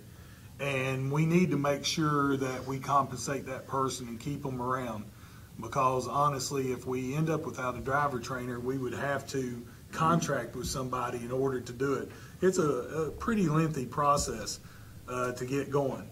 And even so, you all will know, our new full-time driver trainer, once approved, will be training Mr. Burkhart. Mr. Burkhart is going to get his CDL and be a driver as well.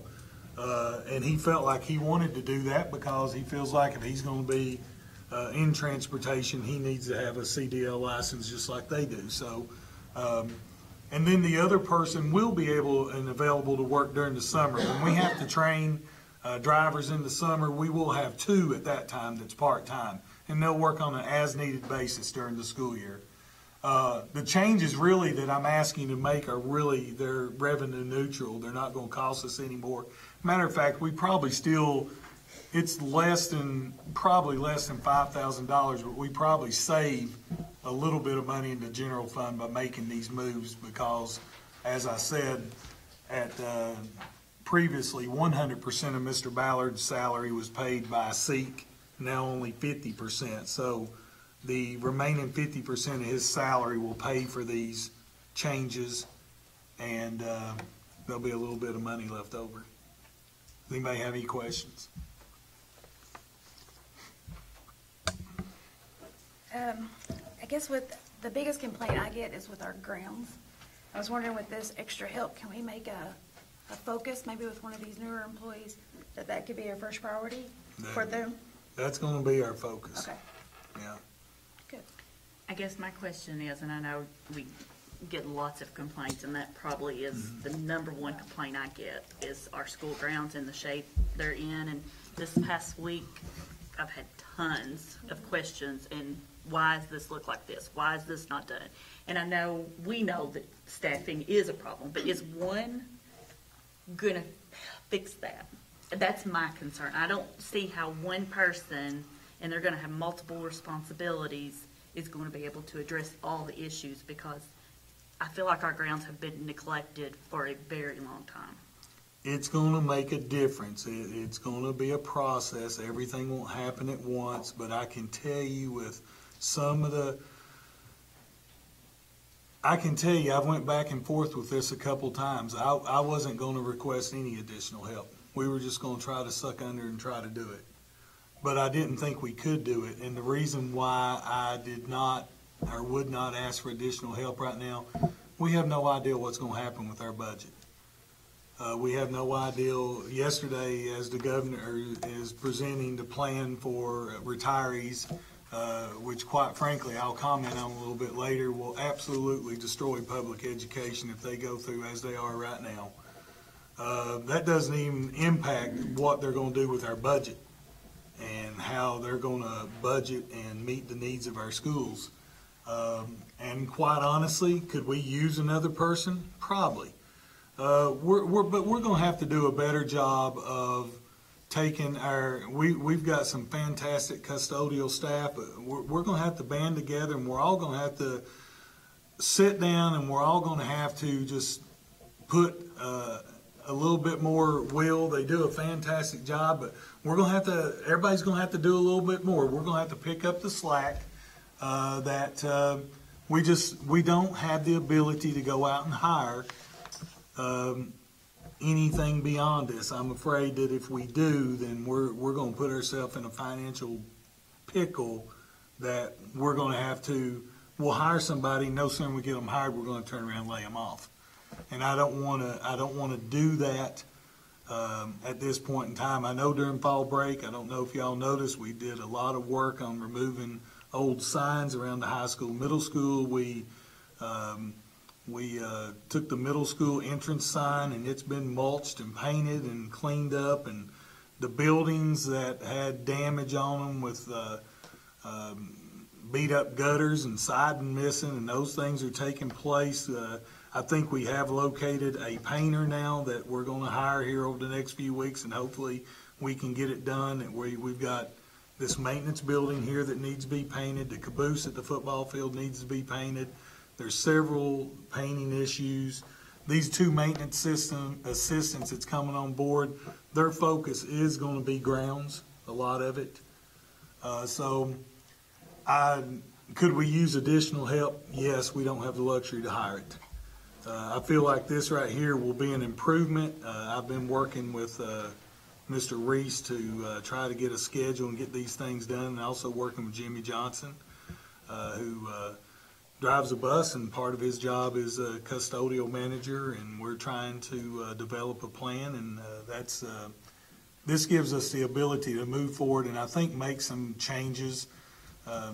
There's some things when it's old, it's hard to make it look good, but we're going to try to address some of those things. And we've got a lot of painting that's got to be done. I mean, the painting is probably the worst thing that we've got around here, with doors that are rusted and things along that line. So we know that there's a lot to do, but I think if you can give us this help, it's going to help us tremendously to start addressing some of these issues. Well, with that, and I understand the budget, absolutely, that's a concern, but would it be worthwhile to look into contracting it out? We are contracting some of it out. Or to contract all of that? Would that make sense? I mean, so just to look at the cost of contracting all of the grounds work out to a company? I'm asking the question, maybe it's been done in the past, and it wasn't. We are contracting some of the landscaping and those types of things out. We would be contracting the painting out. There are some things that happen in maintenance we have to contract out. So there are several things we are contracting out to look at. Is there somebody we can contract all the mowing out to, or all of the landscaping out to? It's not been looked at before, I don't think, and you know, if you do contract all that out, then you're really going to have to look at staffing in general. Then at that point, do you need all the staff that you have if you start contracting everything out? And there's a lot of school districts, I'll be the first to tell you, there are several school districts that have basically contracted all custodial services out. They have replaced all of their custodians and maintenance staff with a contracted group. And I don't know that, we're talking about a lot of jobs in order to do that. And generally when districts do that, your employees get the first shot, but that doesn't mean that they get hired by these companies. So I think it's just a matter of what do you want to contract out? How much of it do you want to contract out? Now, we are contracting some of it out now. And if we get in a pickle this spring with some of this, we're still going to have to contract out. Angie, how much we budget? Something like 30 or 40,000 for, is it 30 for contracted labor? I think it's 20 or 30. Yeah, it's somewhere around 20 to 30, which we've not made a big dent in that, but we have made a dent in that here this fall. Well, how about some of the stuff that you guys need help with that, you know, we have volunteers go into our school, and I'd be willing to come volunteer, do some yard work or pick up or anything like that. I mean, I'm a parent too, and I would be glad to do that. I mean, we have parents volunteering in the schools. Why can't some of us volunteer outside the schools on the grounds? Well, the only thing you get into is that you start getting into some of those things when it deals with landscaping and you're running equipment and those types of things. You do have some insurance issues in terms of people being covered, and if something did happen. Tractors and stuff, right. But like picking up trash and helping clean up the tennis courts, right. And I mean. Oh, I do think that's possible. I think we could. I mean, we just need somebody to say, hey, we need you to do this. We need a leader. Yeah. I'd be glad to come work on a Saturday. And I'll give you an example. I mean, the landscaping at the middle school every year, Mr. Burkhart's done it every year. He does it on his off time. You know, he likes to do that work, and he'll take a Friday afternoon and a Saturday, and he's landscaped the front of the middle school, and he's done it himself. I mean, maybe if he continues to do it, I don't know if he will, but maybe he needs some help. I mean, you know. Well, I think a big concern that we as all board members have, and we've talked about this at different times individually, and just we want to take care of what we've got. And we have some nice facilities, but facilities need upkeep, and some of them are in bad shape. And I think when we talk about engineer pride and you see some of the dilapidation that is around, it makes people think that we don't have pride in what we have. And we've had this conversation multiple times. And my concern is just by hiring another maintenance person, do they think they're going to be here to just fix the toilet or fix the sink or to fix things like that? There are things that need to be fixed to get our facilities in order. And I think what we're saying as a board is we want to make a good decision about this to make sure that these things are going to be addressed. We have had that discussion with Mr. Reese as we've moved forward with Arthur transitioning into retirement. We have had that discussion. They are very aware that I'm concerned about facilities.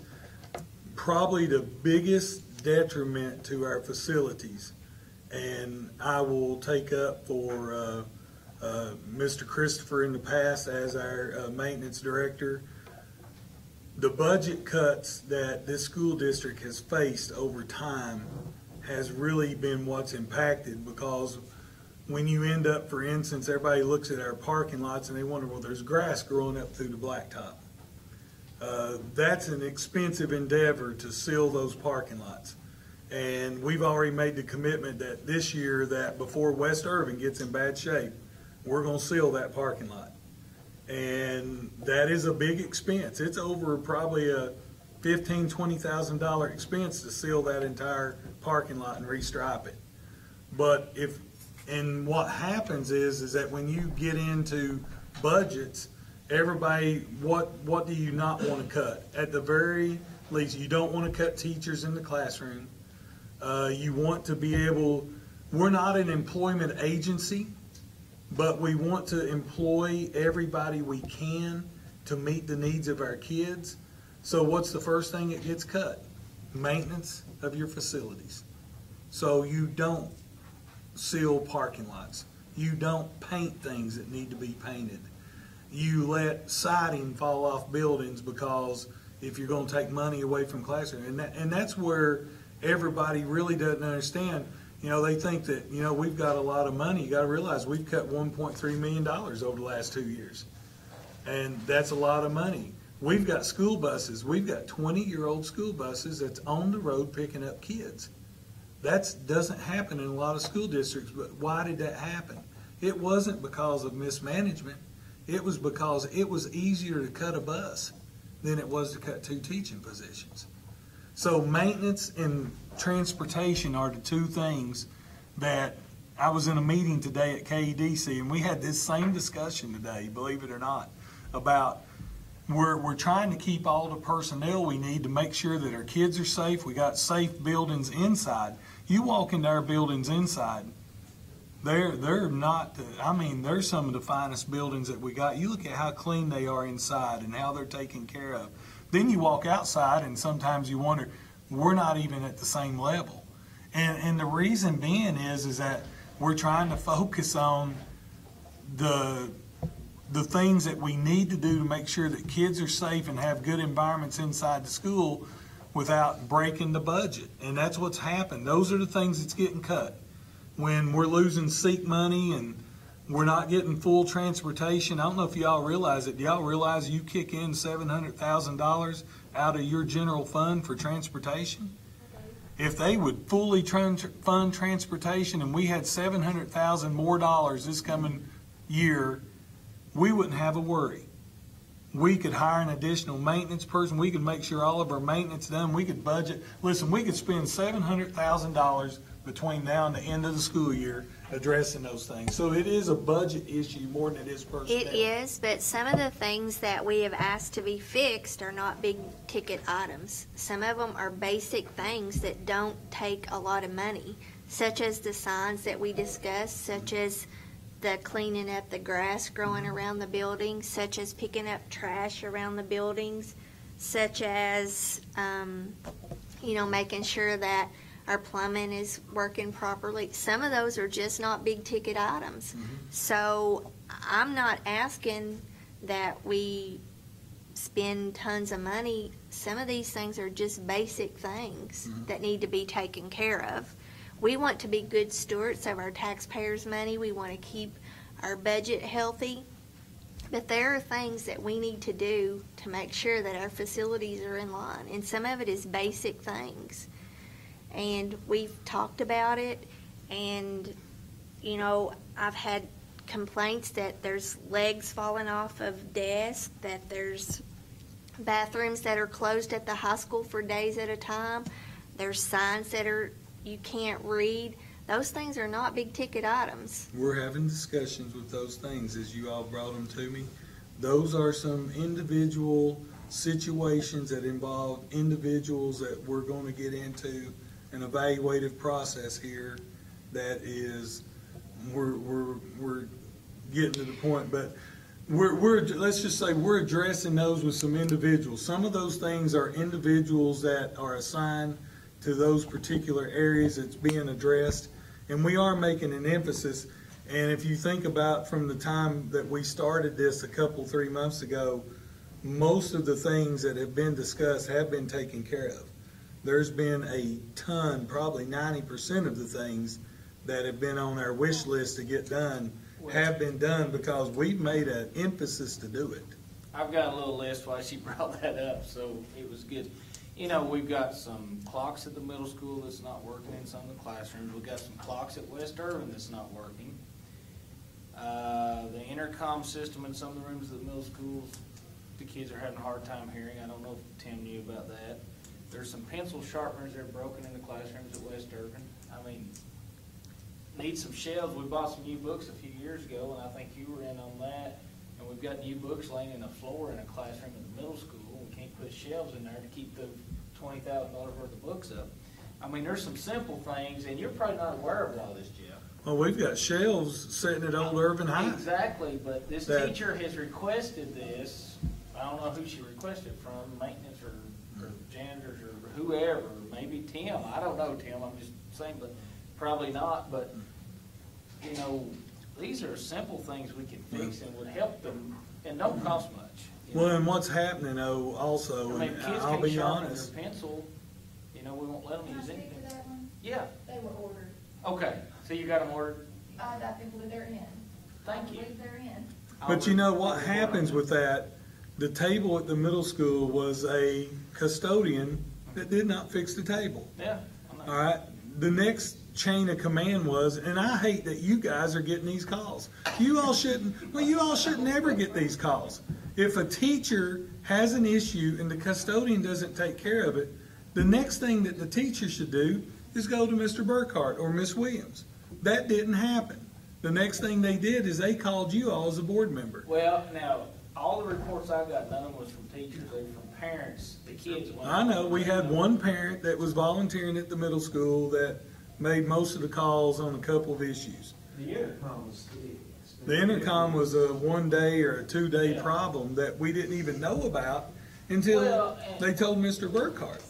Yeah, I mean, part of this is just we're making you all aware. Yeah. Because we've been. Well, I know but I'm just saying, if everybody would follow the proper chain of command, you all shouldn't have, and listen, you all bring me anything. You bring it to me, have I not fixed it? I have fixed it. You might regret. I had no idea that the bathrooms at the high school, we had sinks that weren't functioning. Yeah. And nobody had even told I think that's the bigger problem. And I think as a board, we are hearing it. I hear it every day. If I don't get a text, I get a phone call about the grounds and how poor our school system, our facilities look. Just overall. And some of it goes back to engineer pride. And if you don't take pride in your facilities, I mean, the kids are not going to come in there eager to learn if the facilities are not clean. I had a parent of a 17-year-old boy tell me today, and most boys don't care. I don't want to say that for all, but I know how my teenage boy is. Most don't care to go in a restroom and like a girl would if it's clean or not, but refuse to go to the restroom at the high school because it's disgusting. Did they go to the principal? That I don't know. Yeah. I can't tell you that. But that is a constant complaint.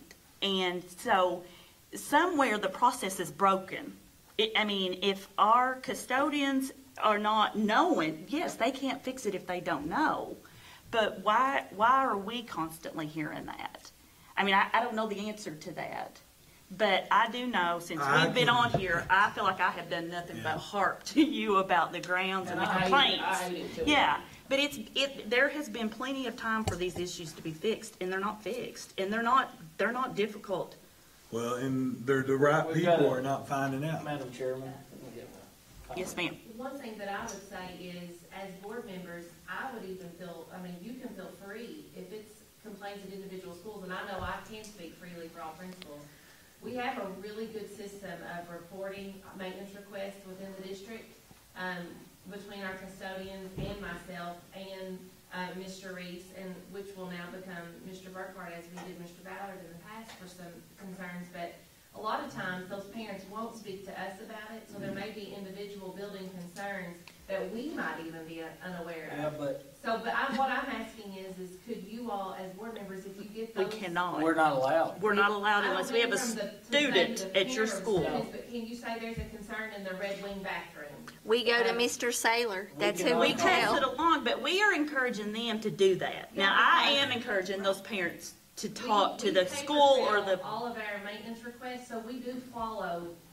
They're very good about saying, you know, this order was completed. So, I mean, we could do more as buildings if there are some issues we may not be aware of. Because I'm sitting here thinking, oh, And we get that, we understand that, and, you know, we know that. We're not pointing fingers. We just No. want to come up with solutions. I know you're not. And And we don't What want is you the fix principals for to it? think that we're against you because we're going to Jeff. We cannot call you all on the basis. We're Well, not- the fix, Not on specific yeah. people or the complaints, but if there's an area we want to be able to fix, but if we don't know about it, we can't do a maintenance request. Because our maintenance department, any request that we make, they are there to fix. One thing, every time I've called Jeff with a complaint, he's tackled it. And- Well, when we found out about the high school bathroom, it was fixed the next day. Yeah. I mean, it's not something that cannot be fixed. Now, in that particular case, that should have been probably a custodian contacting maintenance. But we have situations, and I'm going to say this, and no, I'm going to say it. It's about culture. Some people would rather create a stir than to go about doing it the right way. And it's just like before, where we've got people that's afraid that a child is going to be retaliated against if something is said. I can tell you right now, if there is an employee in this school district that retaliates against a child, they will be disciplined until the fullest point that they can be disciplined. And if I can, I will dismiss them, even if we have to go into a tribunal process and we lose it in court, we will dismiss them. We're not going to punish a child for anything that a parent brings to us. And this is a matter of people not working towards the vision. This is the vision of excellence. If we want to have excellence in our school district, there is a right way to do things. And if parents have issues, the person in every building is the principal. They're in charge of everything from instruction to toilet paper when it comes right down to it. And making sure that everything's going correct in the lunchroom. And if everybody, we had a breakdown at the high school because we had a custodian that failed to call maintenance. It's been addressed.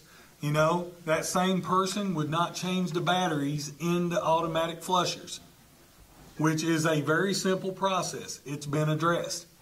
You know, in some cases, we're removing the batteries and going back to handle flushers. But you know what's going to happen then? The kids aren't going to flush them.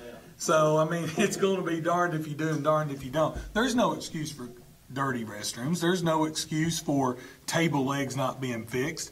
But if that went to the principal instead of somebody posting it on Facebook, I can tell you this, I don't have Facebook. So if a parent posts something on Facebook, you're wasting your time. You wills to call me and speak in Chinese because I'm not going to get it. I will not see it. And I'm just telling everybody, if everybody would just follow the proper chain of command, we won't let it. And if it does get to me, then it's going to be fixed. But there's going to be some people down the road that's going to say, why didn't you take care of that? And I'm disappointed. I am disappointed. I mean, you all, Yeah, you're paid public servants, elected public servants, and you make your whopping $75 a month. And honestly, you all don't get paid enough for that aggravation. You've got other things that you should be looking at in terms of what's important to this school district. And it is a matter of just culture. It's people that want to create an issue instead of getting the problem solved. And there's no other way to say it. But there's going to be those people. So you continue to bring it to me.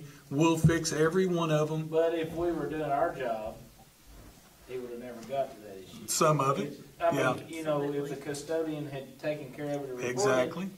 the parents would never come home and told their mother or father about it, and we would have never got. But I have a hard time believing why a high school child that couldn't get in a bathroom would not go to Mr. Winkler. There's not a more approachable man than Chris Winkler and said, Mr. Winkler, you need to take a look at this restroom. It's awful. He'd never say anything. He'd never mention the child's name, but he'd get out of his office if he was there or wherever he's at, and he'd go straight to that bathroom, and he would go to the custodian and say, clean the restroom. And we're already looking at custodian checklists. We're looking at all those things as we're making this transition. And I believe that given the additional help, we'll address some of this. But some of this is taking pride in your job. There's no reason for a table at a school to have a broke leg on it and it not be fixed in one day's time. That's not a hard job. But we ended up, one of our maintenance men had to respond to put a table leg on that table. That shouldn't have happened. That's the custodian's responsibility. So we've just got an issue. Once these things are in place and these people are in place, I've already planned and I've already told them there will be a meeting of all these people. The first work day that we have when we don't have school and everybody reports, we're meeting with all these individuals. And we're going to have this conversation. We had a custodian, instead of telling our maintenance people that there was an issue at the middle school, told an inspector that almost shut our building down for school the next day. Now, why would that employee tell a state inspector something that he wouldn't tell one of our own maintenance people? I can tell you why. It's for the dramatic sense of it. It's to cause an issue. It's to cause a problem. And that person's not heard from me yet, but they're getting ready to. I hope so. It happened within the last couple of weeks. It's going to happen when we have this meeting. I'm just trying to put the things in place right now to address the concerns that you all have. And listen, we've got a long way to go with facilities, but we have come a long way in the last 3 months. There's a lot of things that have been taken care of. And as we get into some of these construction projects and start correcting some of these issues, we're going to have to do some paving. We're going to have to paving that's been let go and parking lots that's cracked. You're not going to be able to just fix them with a Band-Aid now. It's going to take money to fix them. But now that's what the nickel was passed for. It was to address some of these issues and take care of some of this as well. But we've got some situations right now that we need to take a little bit more pride. And listen, and that's not everybody. That's not every custodian. We've got, 14 custodians and 5 maintenance people, so we got 20 of them. We're not talking about all 20 of them. We're talking about 2 or 3 people that's not pulling their weight, and we're going to take care of it. But I do think that if we can get to this point here, let me take this crew, have these meetings, and we'll make a dent in this. And if we can't, then we're going to have to address it through personnel, through evaluation. I don't want to see anybody lose their job, but... So you're saying that the person that you hire with this, we're not going to hire an additional person, we're just rearranging what... No, we're hiring, there'll be one additional person. One additional person. Is that person going to be able to paint? Yes, some of the people that's going to be one of the things. They're going to be... There's a possibility of 2 to 3 job openings according to how these apply. According to how these applications go. If somebody bumps one, there's 2. There's going to be 2 to 3 openings based on how these things will be applied for. And one of the things that we're going to do is we're going to make sure that somebody that we're bringing on board can paint and do some of the simple things that we need to have done. Now, some of the bigger painting projects, like spraying this building, probably need to contract it. But simple things, yes, we're going to try to get us a crew of people that can do several of these different areas. Which is like right now, we had 4 or 5 people that was, believe it or not, you have to have a license to spray Roundup at a school. We can't spray Roundup unless you've got a certification that allows you to do that. All of our custodians that's had them, every one of them has let them drop. They let them drop. Now, we've got one person in our entire district that can spray Roundup. And then we wonder why we got weeds growing between the cracks and everything. We're going to address some of these things. It's things that's just been allowed to go. It's not going to happen no more. And listen, I'll say this about our custodians. You go inside our buildings, look how clean they are. They're pretty fantastic. It's the outside of our buildings that we're not taking care of. And we've got to do a better job at it. And our sports complex, they're a mess, and that's probably, we get the most visitors, out-of-county visitors, but that's what they're seeing in when they're coming to see these sports. But one thing I want to focus on is that the locker room. Every sport uses that locker room, and I'm not sure if a custodian has ever been in there. It is. Which locker room? Our football locker room, but it's our weight room too, so all sports use this, and it is. It's nasty. It needs to be disgusting. painted. I was in there the other day. No, I mean. We have a disinfected. custodian that goes in there, but I mean. I didn't really Yeah. disrespect, but I didn't know. I'm just Yeah. saying, it is nasty. It's never been, that building was built the day it was built, and there's not been one maintenance item done on it since the day it was built. Look at the doors, how they're rusted. And every sport uses that locker room. And what's sad is part of that money was donated by a previous athlete, and then there's no pride taken in it to take care of it. That's the issue we have. And then I think the weight room brings up a whole nother issue, because I think it's open to anybody that wants to go in there, which is a huge liability to us as a school system. Well, there's not supposed to be anybody in there without supervision, and you have to have it open to all teams. Right, but I think when they community leave use there, is what we've been told. So you may want to look into that. I don't know of community use, and there may be. What you end up with. I have never stepped foot in there. I can honestly say I've never been in there to know what it looks like, but it has been a big concern. I've never seen anybody from the community in there since I've been here, but I've not been out there at 8 or 9 o'clock at night either. Well, I think like kids that have previously went to school may come back and, I use think the I've seen some of that facilities. with some of their coaches that they've been with. I mean, I've seen that. I'm seeing some of that equipment out there too. I mean, that's stuff that my 60-year-old uncle worked out on. I mean, it's not safe, some of it. I mean, I don't know, the whole. I mean, that's maintained by the high school athletic department. I don't know what I've not looked at specific pieces of equipment or anything like that. I have walked in that locker room, and it's. I know it's nasty. You don't want to see staff growing. You just got. I'm just talking about the paint on the walls. I mean, it doesn't look like it's been painted since the day it was built. I think the last I time put 2 new doors on it because we had 2 doors rusted plumb out. I think we had some fathers that did the last painting on that volunteered, and of the football team that did that.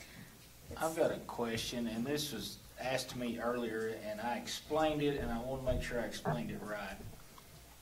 The new stipend for the transportation director and instructional supervisor, is it true that individual is actually taking a pay decrease from his previous position? Yes. Okay.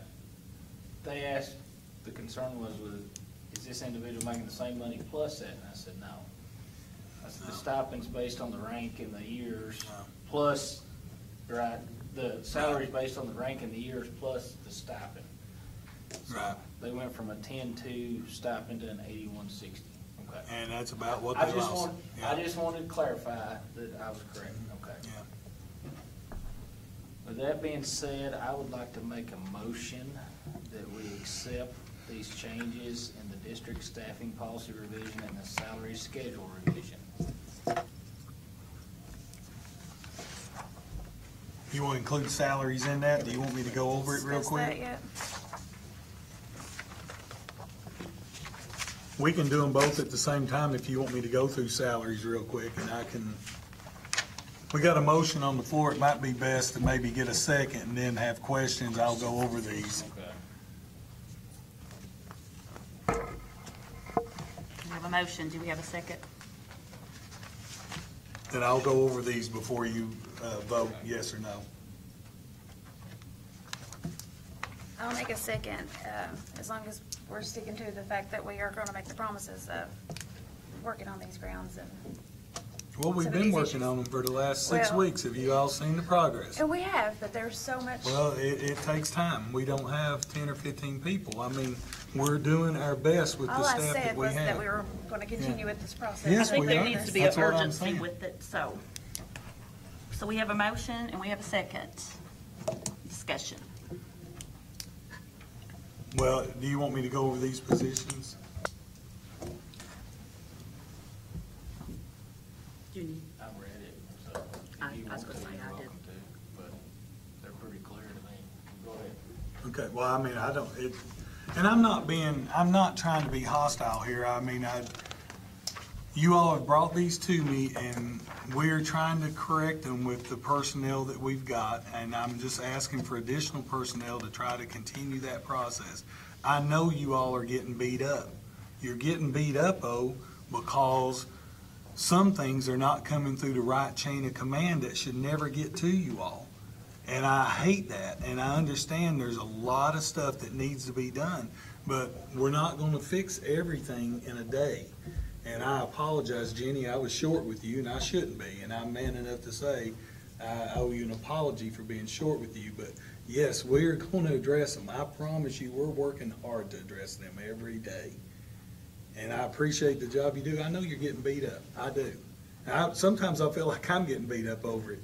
And the bottom line is, as soon as we can get everybody in place, and I can get a meeting with them, and the whole part of getting a new maintenance director and having to stipend for it, changing just some of these little things here, these are just corrections, most of them are, is to get everybody in place, and then once we get everybody in place, then we can have that conversation and start having conversation, because it is pride.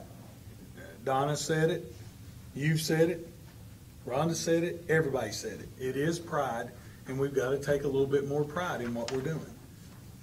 I just wish that they put the same amount of pride inside the building that they put that same amount of pride on the outside of the building.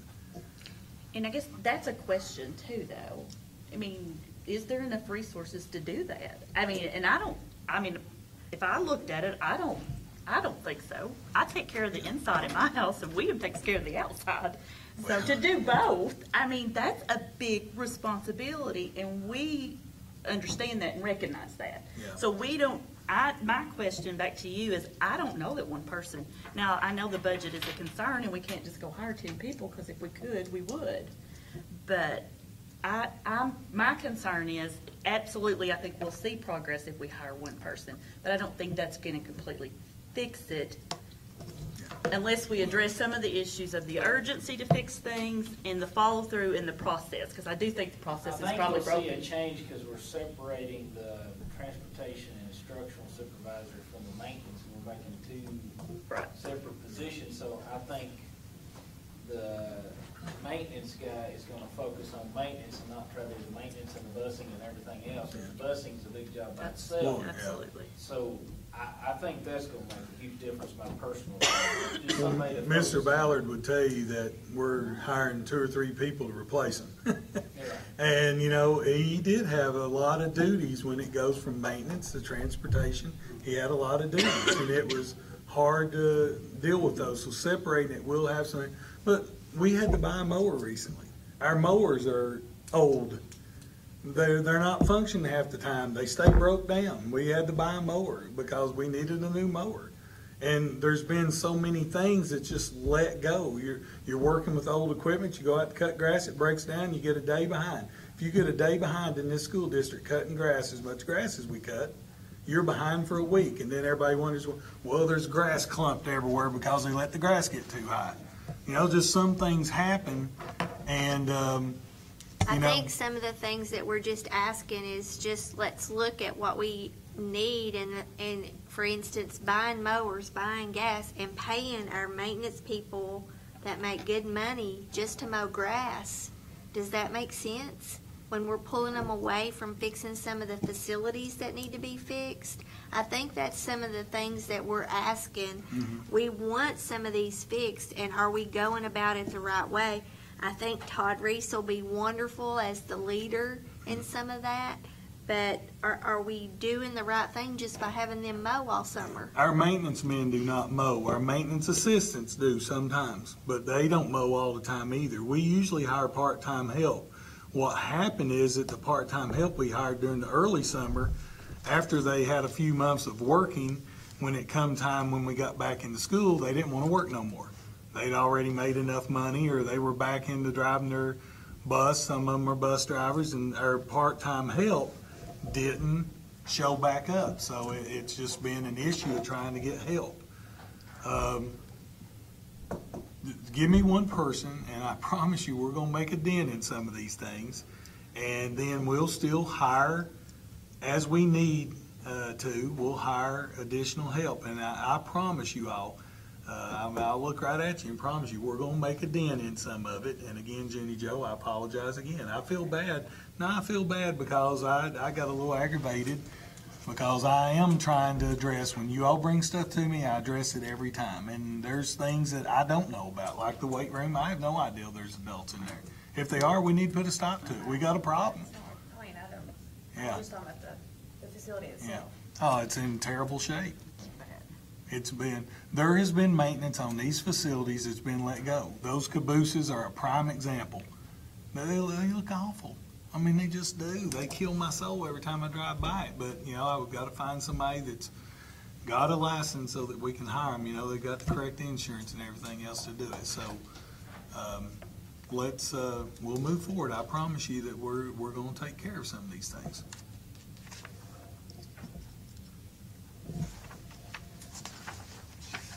Do we need further explanation on the Anything you all need explanation on this, Stop it. because it was just, salaries? You already explained the ROTC deal. Yeah. Change.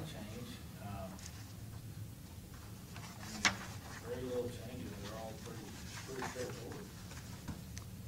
yeah, you have the stipend for the district and facilities maintenance director. You have a stipend for the rifle team and Raider team with ROTC. That they are, rifle very possibly will become a KHSAA sanctioned sport here, or activity in the next few months, based on the triennial survey that's being done right now. We talked about the driver trainer, and the only difference in the driver trainer is that we gave everybody in transportation a raise. We've sort of looked around. We raised our driver trainer rate, I think, 50 cents on the hour, which basically would cost you $5 a week. I think it's 55 cents an hour, to be correct. So if you got any other questions, there is a motion and a second on the floor. You ready to vote? Question. Question means. Okay, all in favor? No one's opposed. Moving on, next we have facilities. Really just A is an update. We have the architect is in the process of evaluating 3 different sites, and hopefully we'll have something here within the next week. You all may want to entertain at some point in time, what I'll do is I'll share that with each of you all to let you know what they have, and if you want to move on that before the November meeting, you may want to consider the special call meeting in terms of site selection for that process. B is the construction manager RFP, and if we are going to go with a construction manager, the sooner we can make that decision, the better off we are, because that construction manager needs to be involved in the process from day one. some construction managers even want to be involved in the site selection process. We're sort of moving on that, but that doesn't mean that they can't get involved here in the next little bit. But that one's not as necessary as it is to me that they're there for the planning stages and the design of that building. So this is totally up to you. It's determined by KDE in terms of what their allocated services are, how much they make on this particular project. It does give you a different set of eyes on that that's going to be on site every day, making sure that the construction of that facility takes place the way that we desire for it to be done. But we just need to make a decision in terms of whether or not we want to go ahead, and you can go ahead and put the RFP out. You can have people respond, and when that process is over, you still don't have to hire somebody. You're just requesting proposals to see who you get proposals from.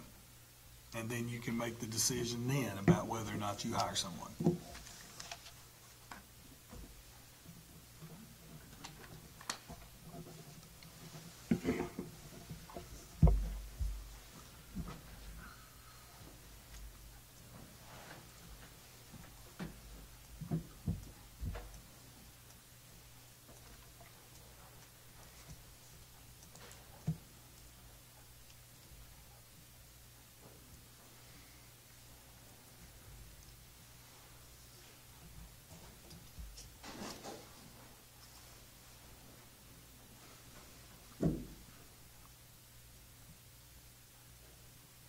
Silence. Do we need more discussion about the construction manager, or?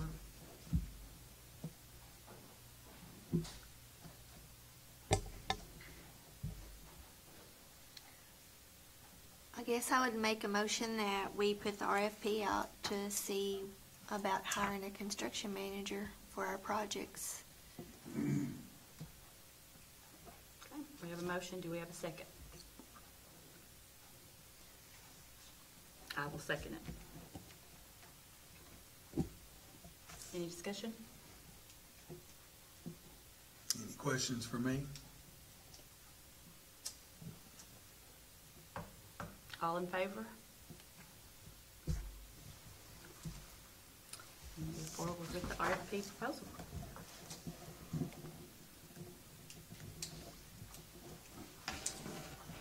Okay, I know that we never want to get too far above our head, but there are two other major construction issues facing this school district.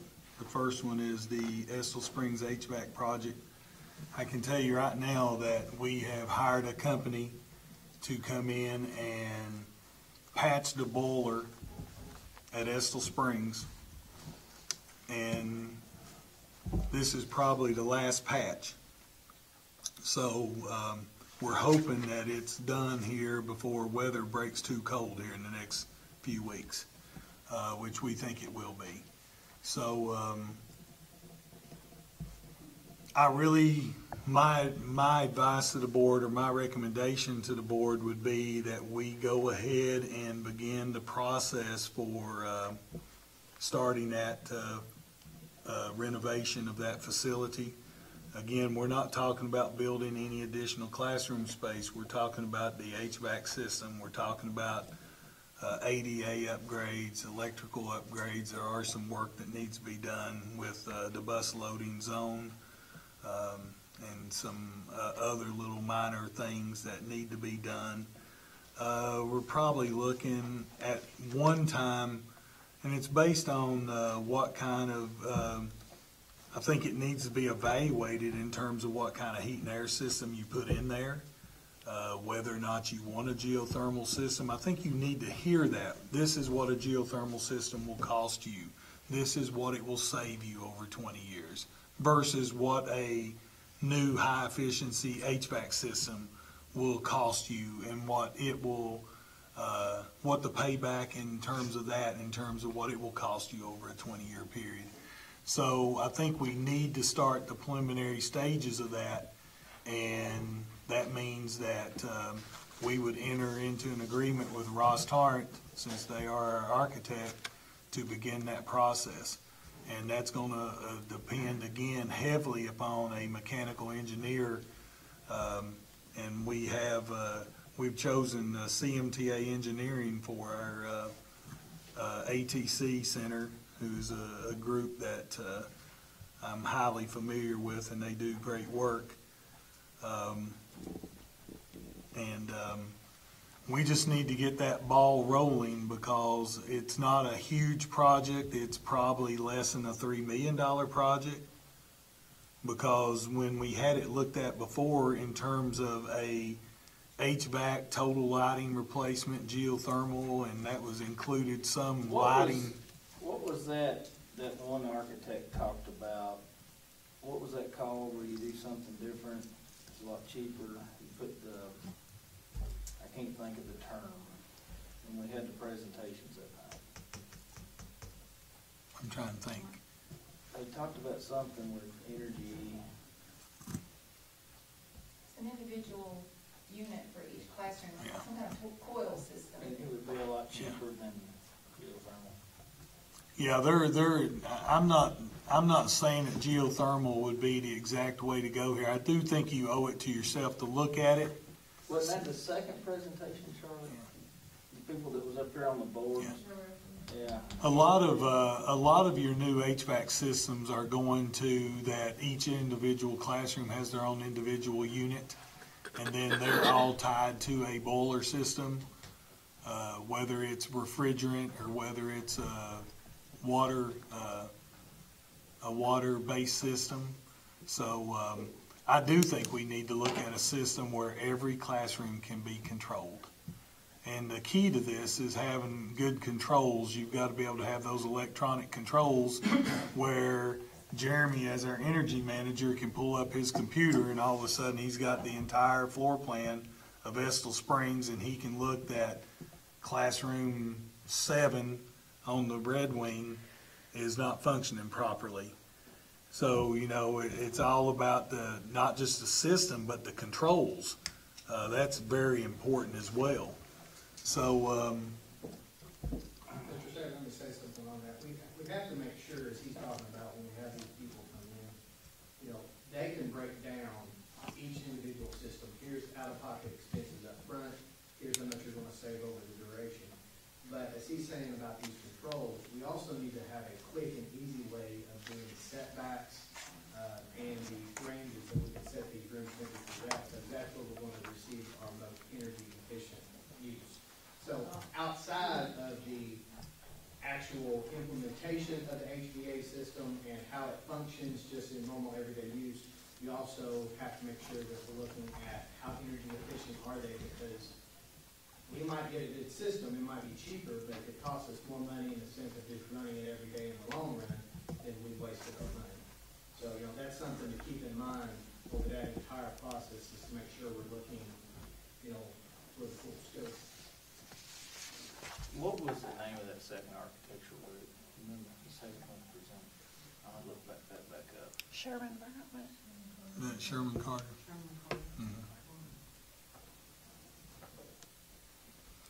The type of system they're talking about is the same as the 2 systems that I put into 2 buildings in the former district I worked in. Well, I'm gonna rock the boat. I'll make a motion that we investigate the HVAC system and use Sherman Carter Barnhart as architects.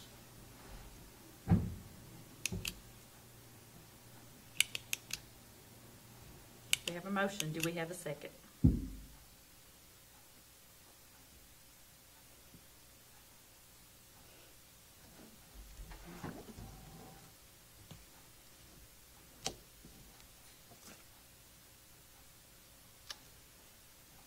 I have a second. The motion dies. The motion is dead. So are you asking us to look similar as a proposal to let them research to make a proposal to us on replacing the HVAC system? You would need to hire an architect to begin the process of that.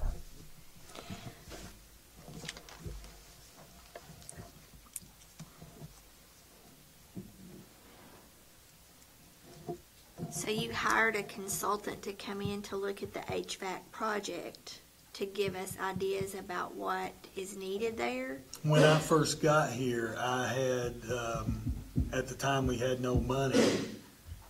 It was talked about maybe a performance contract to address that HVAC system. CMTA does performance contracting, so they did come in and evaluate that building at no cost. We didn't hire anybody. They just came in and looked at it and said, is it feasible to do a performance contract?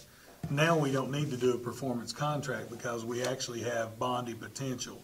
The difference between the two is a performance contract pays for putting the HVAC system into the building, but that bonding is paid for from the savings that's generated from the heat and air system. So you take the general fund money that you save to pay for that.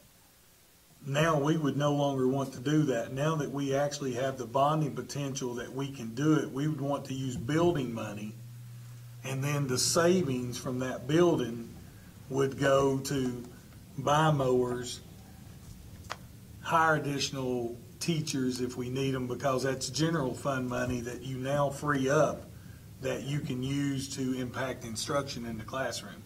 Anytime you've got bonding money and you've got enough bonding money to do a project, you don't want to do performance contracting. People that do performance contracting have tight budgets. It's not. I'm not saying it's not cost effective. If you need to do one and that's the only way you've got to pay for it, yeah, you jump all over it and you do it. But we don't have that now with the generosity of the nickel being passed.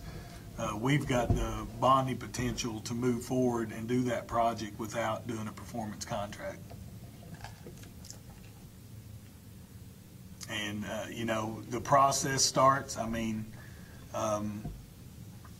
it would be something that could start sometime in the spring after the planning has went into it, and most of the construction for that would be done during the summer because we'll have to get kids back in that building for school to start in August. Doesn't mean they'd be through by August, but there'd be some things that they would have to do. But I think the timeline would be of such it could be ready by next winter.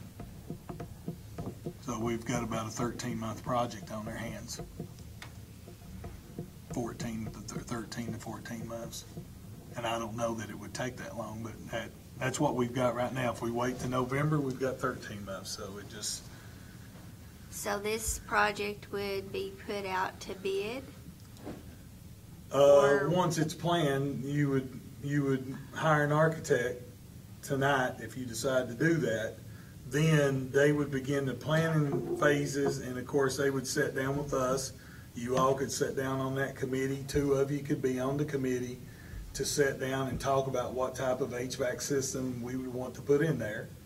And then they can begin the design phase. They can come back and they can do an evaluation and say, okay, this is what a geothermal well field is going to cost you.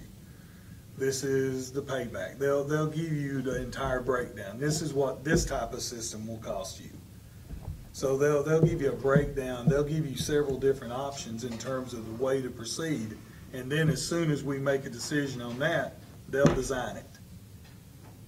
And they'll get the design done, and hopefully we'll be able to come in there during the summer and do most of the work.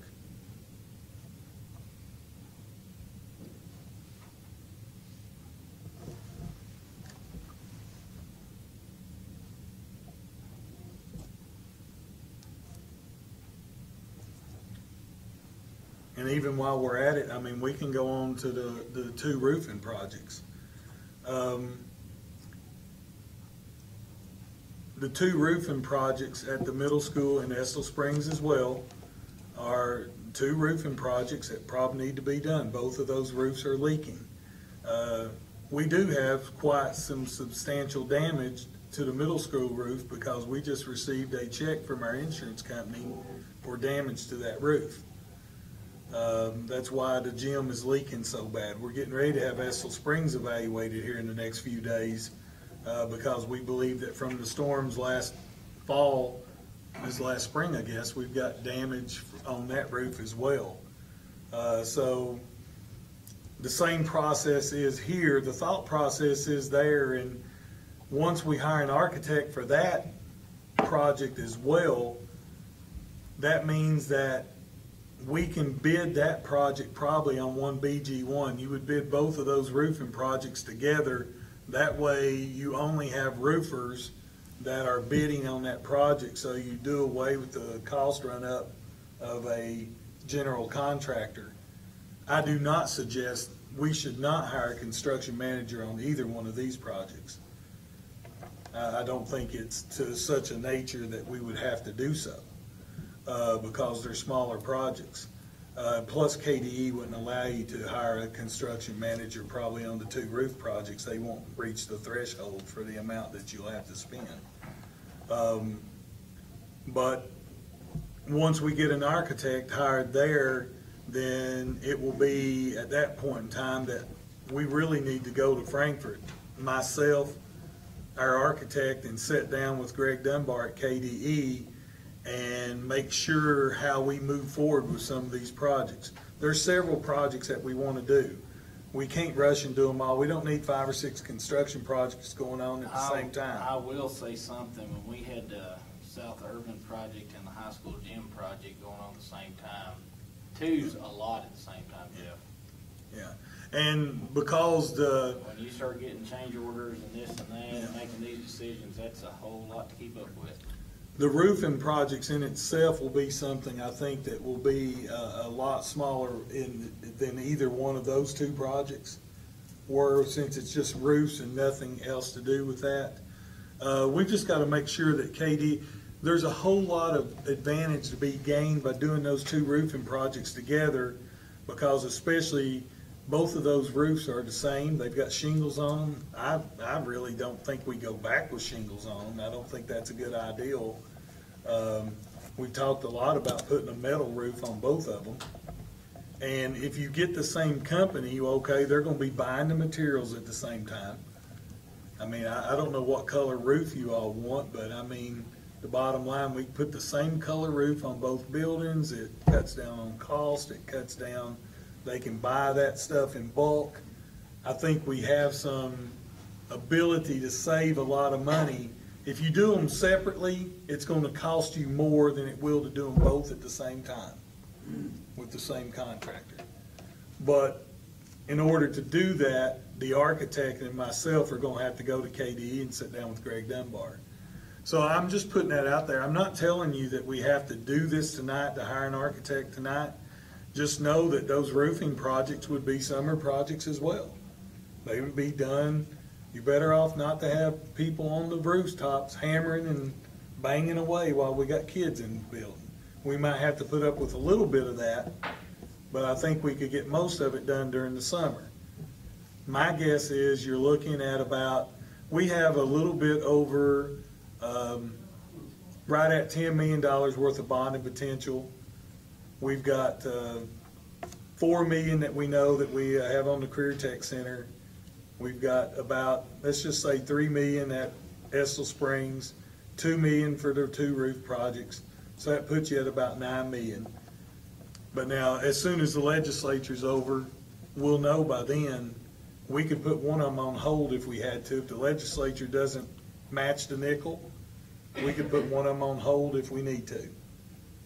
But we need to start moving them down the pike, so once the nickel is equalized, we'll have 11 million. So we'll have plenty of bonding potential to do those 3 projects. But then we're in the same boat that we were. We had no bonding potential left. Well, the following year, you'll have another 6. When they equalize it fully in the second year, you'll have another 6 or 7 million. If they equalize it. And again, if they do, but now they have equalized it every year since 1990 when it was put in process. They've not failed to equalize it.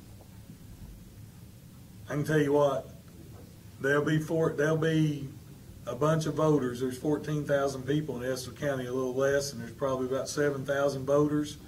If these legislators do not equalize that nickel, they need to turn out in groves and vote against them, because the people of this county upheld their end of the bargain.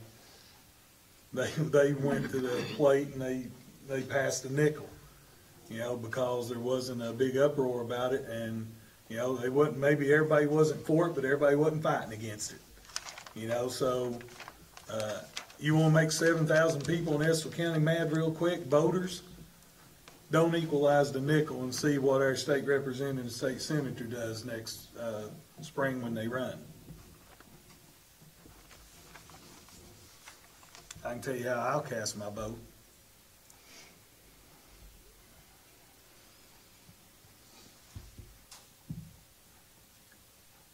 So if you all want to think about this, you don't I'd have like to to hire make a somebody. motion that we lay items C and D on the table.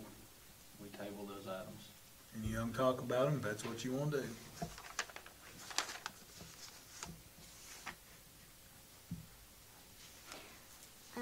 I can second his motion to give us a little bit more time to just discuss and to think about how to proceed with these. I don't think another 3 or 4 weeks until we have another meeting will make a difference. And if we have to have a special call meeting, we can bring it back up in 2 weeks. If we get to the point we're gonna decide on land. Okay, we have a motion and we have a second. Any more discussion? All in favor?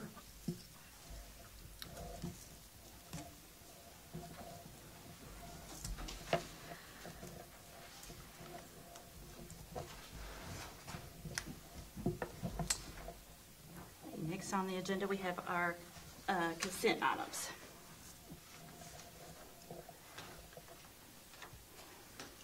Is there anything in there you all want me to pull out, anything that you all have questions about? I did give you that copy of the Gear Up trip. It's the same trip that they've taken every year, that's been approved in the past.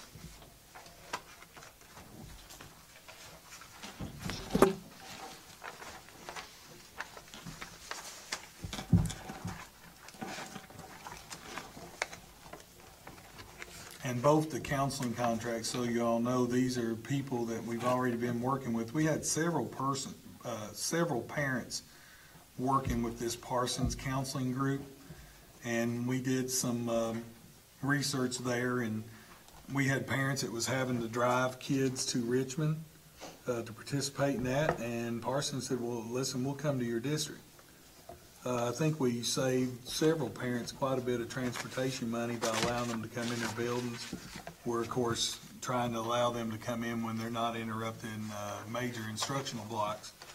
And we're trying to work around some of those things, but both of these groups are here and already seeing kids. We just want to renew them for this year.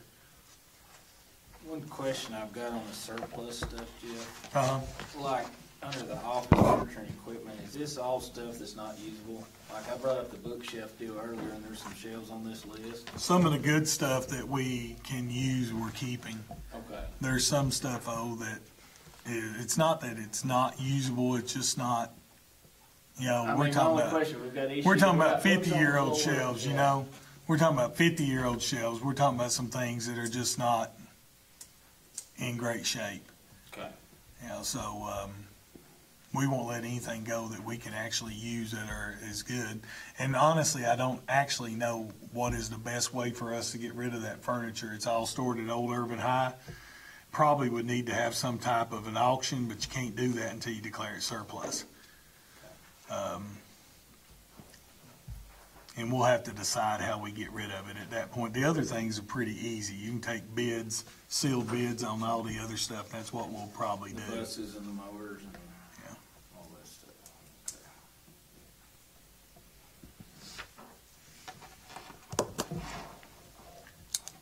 And no, none of those mowers are worth fixing in terms of us.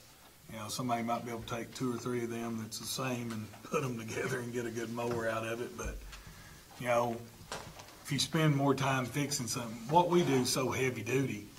You know, you spend a lot of time fixing an old mower and works 30 days and you got to work on it 2 more days and works 2 more. It's just, they're beyond life for what we do.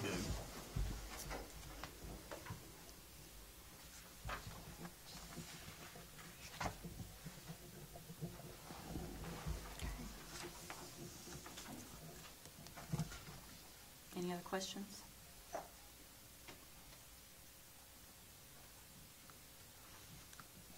Okay, I will will make a motion to approve the consent items as is.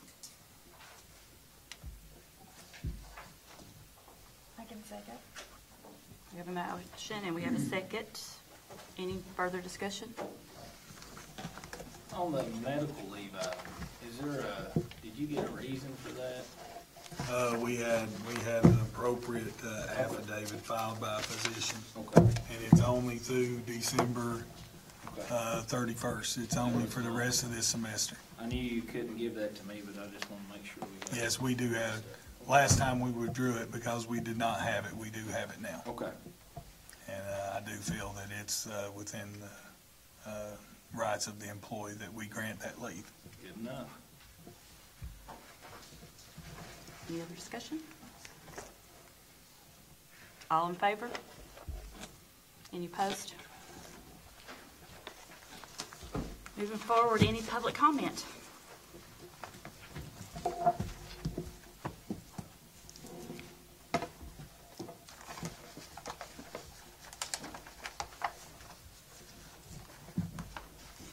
They're ready to go home.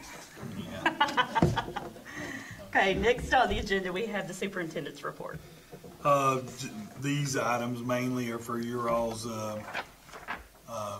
just information items. You have the fundraising report there, so you'll sort of know what fundraisers are taking place out in the community. These are the ones that's been approved by the principals. So, and I think they're through pretty much through the September-October time period. You got your personnel report for your information only. You have, no you don't have, you have my activity report that for everyone. Those are the items, they're the key items. There's other things I've been doing, but those are some of the things for you to look at in terms of things that we've been doing. One thing we're really proud of, you see those core team meetings with those schools. Those have been very informative meetings, and we've got the high school left coming up here next week. So those have been really very good meetings for us. Energy report looks a lot better than the energy report we had back from the June time period. You can see that when you get your setbacks and you get things working in the right manner, then you can see what happens in terms of energy savings. And of course, we've had some good weather also, but remember, this is back in September, and September was a pretty warm month for the last half of it. And notice there, when you all alerted us, I think somebody alerted us, was it you, Jenny, or you, Rhonda, that alerted us to the light being on in Old Urban? Both of you did, I think. It was me. Notice what, I mean, it was only $82, but notice that the electric use went up at Old Urban High, and it was because of those lights it was on. It cost us $82. So that's why every little bit helps, but that is a lot better report, and we're starting to chew away at the deficit that we had at West Urban.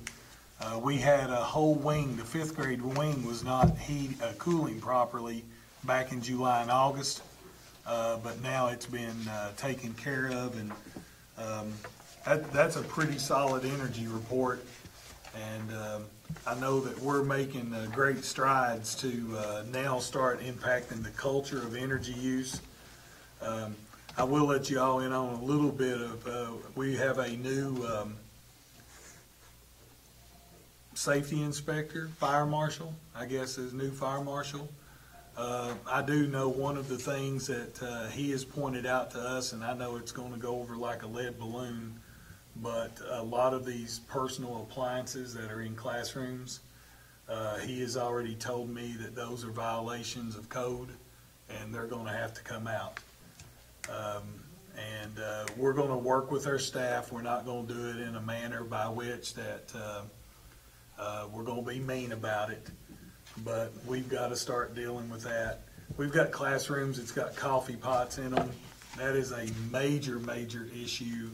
If a child was to get burnt, or two people get in a fight and throw a coffee pot, or whatever. So I know that that's gonna come at a disappointment to some of our employees, and they're gonna be upset about it, but they're in violation of fire code, even down to heaters. That's why it's important that our HVAC system works well, because you're not allowed to have space heaters or anything like that in any of these classrooms. So we'll start dealing with that one. That's gonna cause some phone calls that you are gonna get, just realize. But we're gonna have to do what we have to do. The last item there, of course, is the legislative report. I put a letter in there, and that letter is no longer valid now that we actually have a plan that has been presented. So I will not be sending that letter. I was gonna ask you all to sign it, but now we see that the focus of that at the time was Social Security. And Social Security is not part of that plan. I know that it's easy to, I guess it's according to what side of the fence you're on when it comes to this issue in terms of pension reform. The position of most of the school organizations has been, how do you know we need to make these major changes to the pension system when we have a revenue problem in the state of Kentucky? We collect about $12 billion in taxes in the state of Kentucky. We have $13 billion of tax breaks. So we have more tax breaks than we have in actual taxes collected in the state of Kentucky. We also have the fact that we know what the budgets already are for our school systems. Some of y'all have not sat here for getting ready to sit here for a full year. You know, you've not even been here a full year, and you've seen what devastating budget cuts are having on us. We just cut our budget $50,000 here a few days ago because of the governor's mandate, and the commissioner only asked for a third of the cuts that we requested. We've got $200,000 right now sitting basically in escrow, waiting to see if the governor's going to say, sorry, you're going to have to cut it off. So, I mean, we're just facing huge cuts. There's a revenue problem in this state. That's why transportation's funded at 58%. That's why we only get paid for half a day of kindergarten. That's over $400,000 to this school district. If they would fund kindergarten and transportation, we would have over $1 million. Lord, wouldn't that be a great budget thing to have if we had that kind of money? So the problem with the retirement systems, especially the two that impact school employees, is that they're not that critically funded. They're not that critically underfunded. It's just the fact if you will put the money in there that you're supposed to be putting in there, then there will be improvements. And yes, there needs to be some minor changes. But I can tell you this, what the governor has proposed and what they have presented the other day, you mark my word, if it goes in as they have proposed it, it will destroy public education. There will be over 20,000 teachers retire in the next 3 years. We can't hire teachers now for the 5 or 6 positions that we've got. We have positions sometimes that we get one application for. If that holds true, I don't know. Last year at this time, we probably had about 15 or 16 teachers that could retire. Felicia may know the exact number, but now we're approaching over 20 teachers that probably can retire. That's not including the number of classified people that can retire. And I've got three administrative secretaries in this office right here. If we lose all 3 of them at the same time, I don't know how we would replace them. And it's a shame what is being proposed. It's not needed. It's not necessary. If they would address the funding issue first. And we're in the process of evaluating that. I mean, I could sit here and say, well, listen, Jeff Saylor's okay. I've got 3 years. I can wait 3 years to decide whatever I want to do. So basically, anybody that can retire right now, they gave them a 3-day window. But what they're trying to do is they're trying to split people off, and they're trying to split groups off. They say, retirees, we're not going to bother you if you'll just not take a cost of living increase for the next 5 years. You can keep everything you got. So based on what they were trying to tell us they were going to do to begin with, some of them are sitting back now and saying, well, that's not that bad. Maybe we ought to just keep our mouth shut. And then if everybody that can retire, there's right now 14,000 teachers that can retire in Kentucky at the end of this year if they want to. And I'm one of those 14,000. But they've sat here and said, well, you don't have to. We'll give you 3 years. You can stay around 3 more years if you want to. We won't change anything. You can keep everything you've got. And some of those 14,000 are going to sit back and say, well, I'm going to get mine, so I'm not going to say anything. But let me give you the real impact of what this is. A new teacher next year, if we hire a new teacher that's 23 years old, one of the promises they said that you can retire after 27 years. We're not going to change that. But we're going to put your retirement in a 401k. Well, we hire a brand new teacher, 23 years old, and they work 27 years and they're 50 and they want to retire. Tell me how they're going to draw their retirement if you can't take money out of a 401k until you're 59 and a half years old.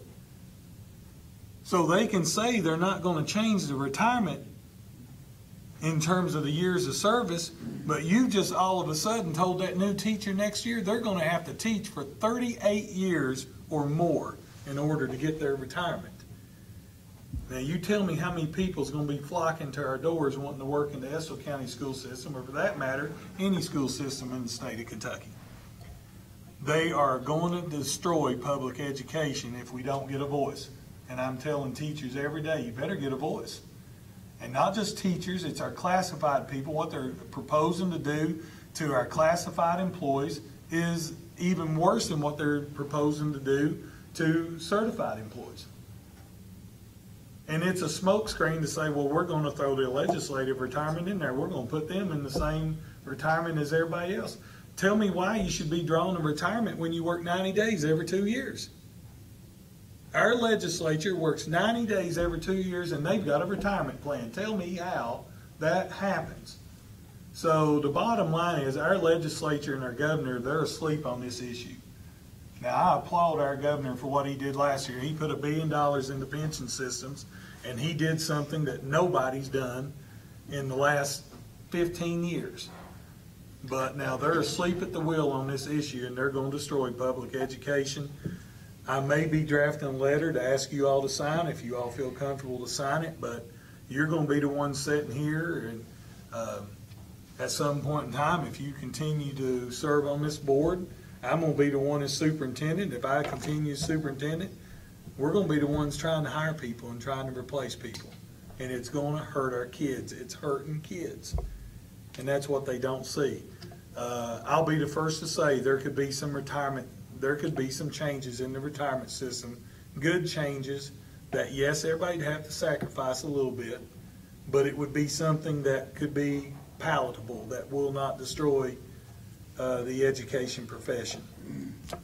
But at this rate, if this is their proposal and this is what they've got the votes on, I'm just letting you know that this entire state is in trouble when it comes to our pension system and what it's going to do. But I will make one other statement if I can. I'll get off my soapbox. I'm going to ask our teachers if they are watching this tonight, and I will be sending an email out to this impact. Remember what we're here for. We were all hired for kids. We chose this job because we love kids.